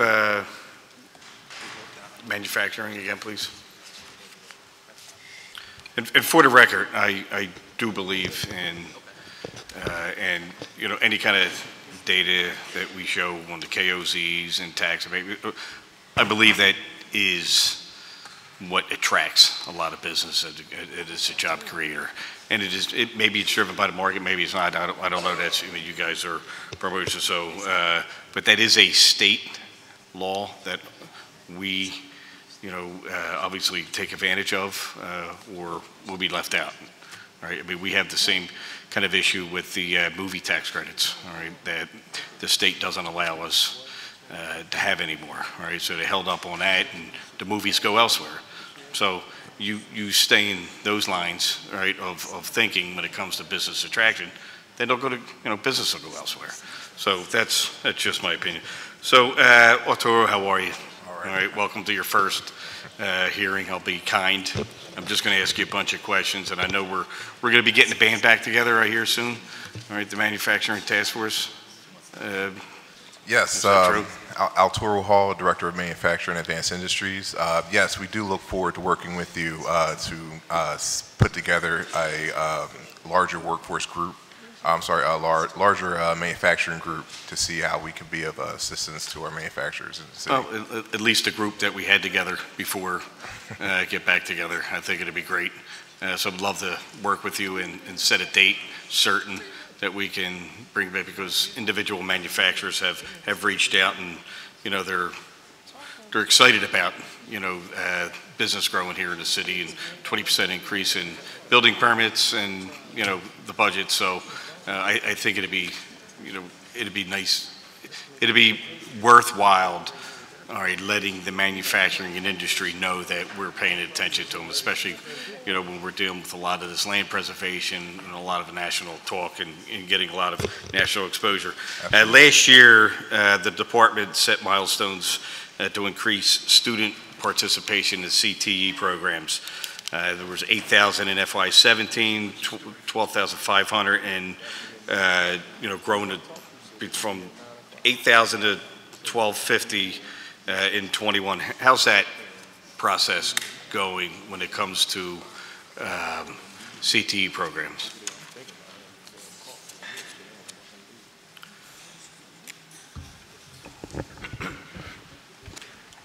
Jonathan Todd, Assistant Director, Office of Workforce Development. How are you doing, Councilman Heenan? Hello. In regards to your inquiry, we've taken a very proactive approach throughout the year to make sure that we're providing the next generation of workforce with adequate exposure to not only industries but workforce environments, workplace environments, tangible workforce situations, and then also making sure that they are interacting with not only the employees at a respective manufacturer, but also engaging with the individuals that are making decisions on hiring, and making sure that all of our CTE students, Philadelphia public school students in general, are being supported by our department, the Mayor's Office of Education, and other entities. I would ask you to just share with the councilman some of the activities, like the trade show that took place, to let him know that actions are being taken place.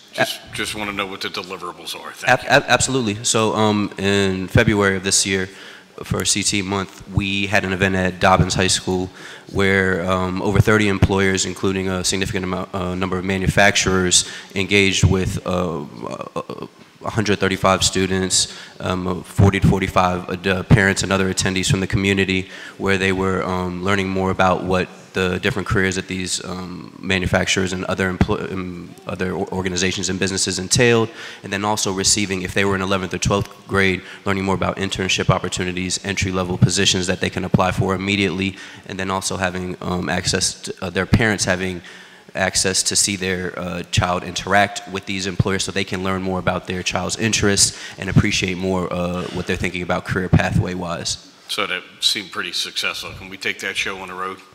Absolutely, and we're looking forward to doing that in Manufacturing Month this coming year. How are we in our benchmark when it comes to increasing the CTE manufacturing opportunities for students into those direct pipelines? In regards to the exact number? So we started out in 17 with a goal of 8,000, right? Training 8,000 children in our Philadelphia school system, and we're working towards FY21 up to 12,500. I just want to show it. I just want to see that what we're doing in our efforts as far as a pipeline, which I know you've been working diligently on, and it's a difficult and daunting task, right? But it's important for the growth because there's jobs in the manufacturing sector available right now as we speak, and we need children and kids and Philadelphians who live here, who are in the neighborhoods, to fill those jobs. Is that correct? Absolutely. That's great. So maybe if you could provide to the chair the incremental, success of some of the CTE programs and how we plan on matching the need of job opportunities for Philadelphians to those, and for the manufacturing and or industries. Sure. So we've been working with not only manufacturers but also career and technical education employers, which really runs the gamut from anywhere from culinary and finance to manufacturing, building, trades, construction, to identify best practices in regards to employers where we're creating relationships with them. They have immediate hiring needs. We're identifying schools that have a strong program in that specific field, making sure that the connection is made between the employer and the CT school, the principal, the community school coordinator, and as a result, they're building a very tangible pipeline where you're seeing students have internship opportunities. We have been working with employers inside the city, the surrounding greater Philadelphia area, because we understand that it's a matter of exposure for them, for this next generation of workforce, and we want to make sure that these relationships aren't just for show or surface level, but we're actually seeing deliverables from them. We want careers. So Councilman, at the core, we're not even to the point yet where we have mechanisms of tracking yet. So, schools don't have guidance counselors in them. We don't yet have the ability to aggregate information to measure one period over the other. That's our aspirational goal. But right now, on April the 4th, we don't have that in place yet. And we've been working diligently with the School District of Philadelphia, the Mayor's Office of Education, to make sure that we're all on the same page and that we all have the same goal in mind, and we're confident that we'll reach those goals. I'm going to state this for the record. I think if we're going to be adding any new revenue to the school district, all right, that training for manufacturing or introduction for CTE courses in our schools, be made available, all right, because there are direct jobs right now, and we're not talking about arguing whether we're going to go from $7.25 an hour to $15 an hour. There are jobs that are starting, all right, at above minimum wage, all right, that you can work towards, a career staying in there in advanced manufacturing, all right, where you got to have a little skill set to work some. They teach you how to work a simulation machine or a CNC machine, or become a welder, and you can make $70,000, $80,000, becoming a welder, because it's needed right now. The demand is high. So any kind of increase in any school that I'll be voting for, if that is the case, I want to see CTE training as a part of it. So one of the simple measures that we can do, we've been talking about, is simply, come fall, how many young men and women are going into CTE high schools, and come next spring, is the graduation numbers higher than they are this year? And year over year, if those numbers are not getting larger, it just says that we're not getting our message across. So that's just one indicator. So there's a lot of things that we need to do to monitor all the activities that we are beginning to put in place. Are they getting the result that will yield the employees that the workforce will need? Do we know how many manufacturers we have in the city of Philadelphia? Do we know how many manufacturers? Manufacturing companies. Right now, we are kind of wrapping our head around the amount of manufacturers in the city. You're creating a database. Yes, correct. Now, and you're outreaching. Yes, communicating. What are the what sorts of issues, all right, are they sharing with you that are of concern for their growth and success? Right now, in addition to pipeline, because it's across the board. Well, after that, it's a distant second. It's people, and then it's the ability to expand. So the industrial preservation part is essential for our manufacturers right now and continuing in the future. In addition to, we're seeing some regulatory problems that we're working together with other stakeholders to see what we can do to combat that as well. And how often do local manufacturing companies contact your office? Multiple times a day. Multiple times a day? Yes. Okay. All right. I'll heed my time. Councilwoman Gim? Thank you very much, Mr. Chair. I appreciate that. Just for point of clarification, I know we worked on this together, Sylvie, but the subsidy disclosure report that should come out sometime this summer will actually, for the first time, reveal whether the subsidies that are given out result in job creation. Is that correct? Yes, so we have, from last year, we do have the job creation numbers, Yep. and we'll have those again.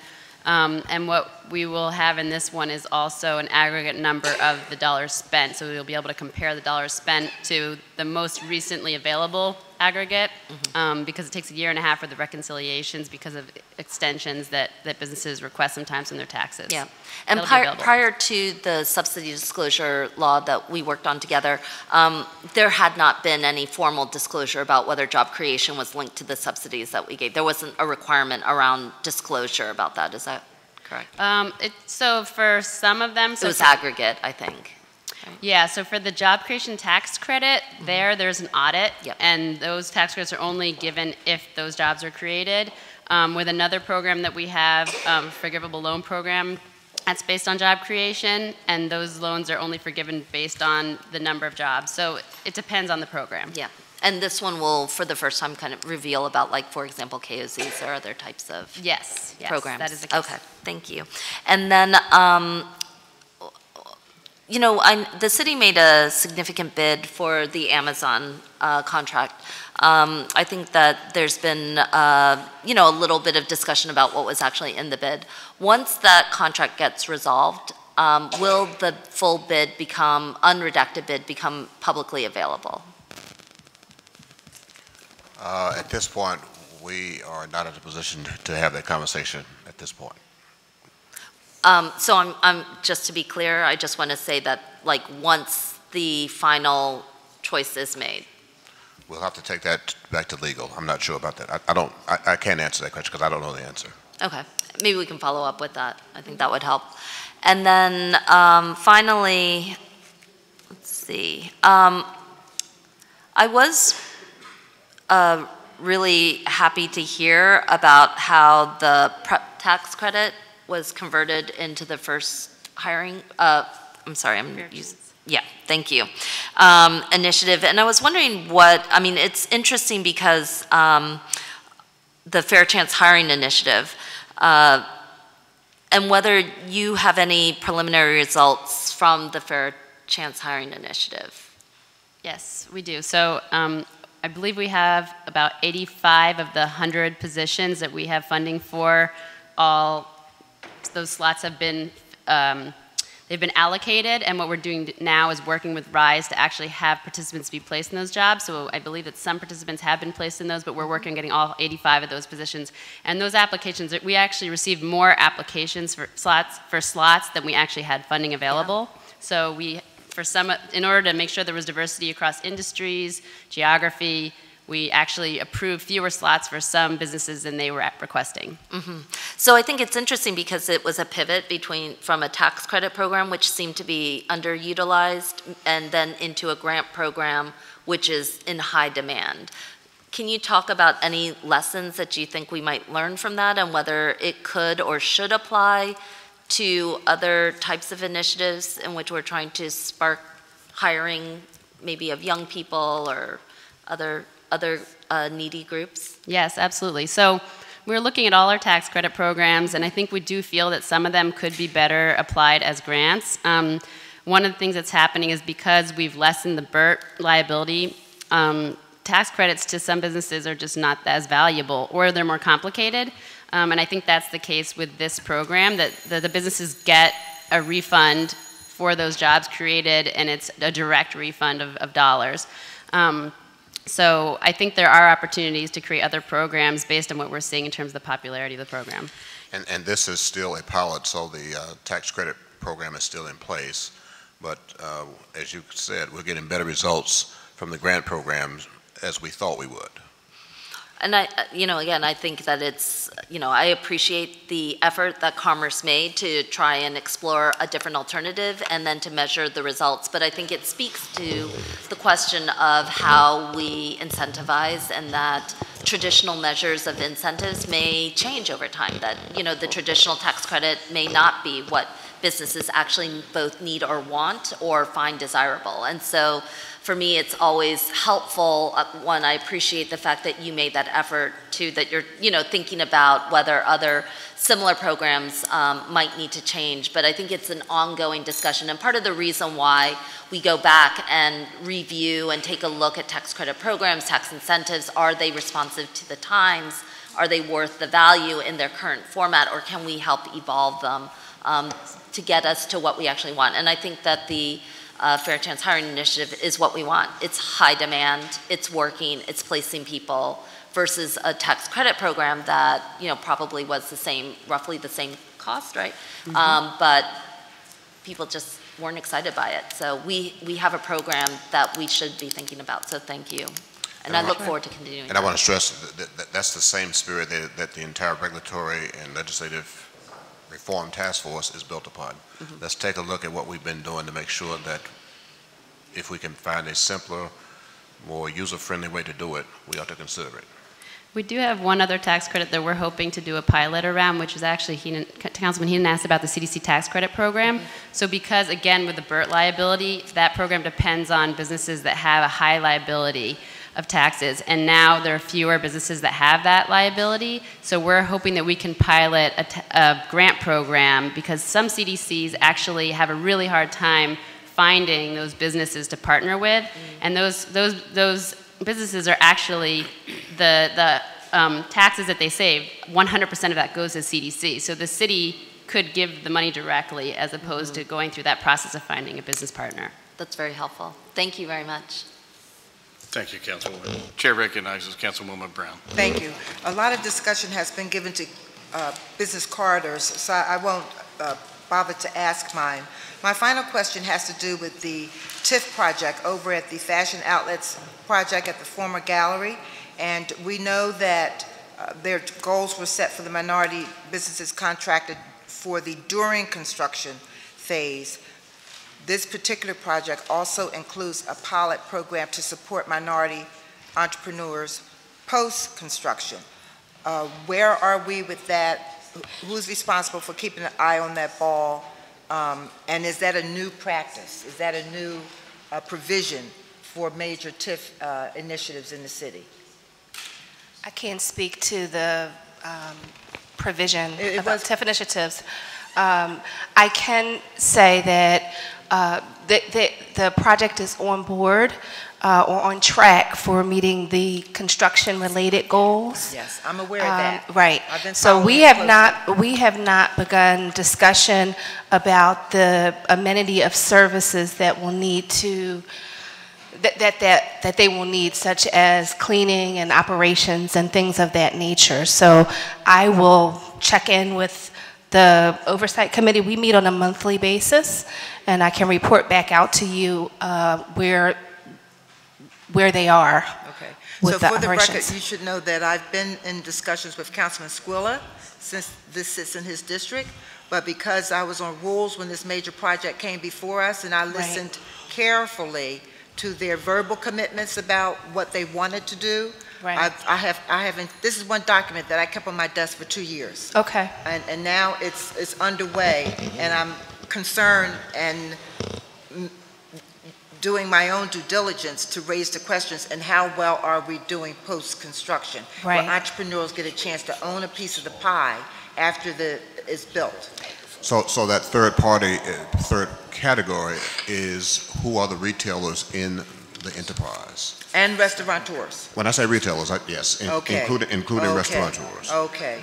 And so, yes, I have been involved in some of those conversations, and no, I'm not happy with the conversation outcome thus far. So we have called for a meeting with them in the near future to get our arms around it. But my guess is we will not be happy with the state of affairs at this point. Okay. Don't know that for a fact. I'm giving you speculation based upon the feedback that I've gotten. I appreciate the candor.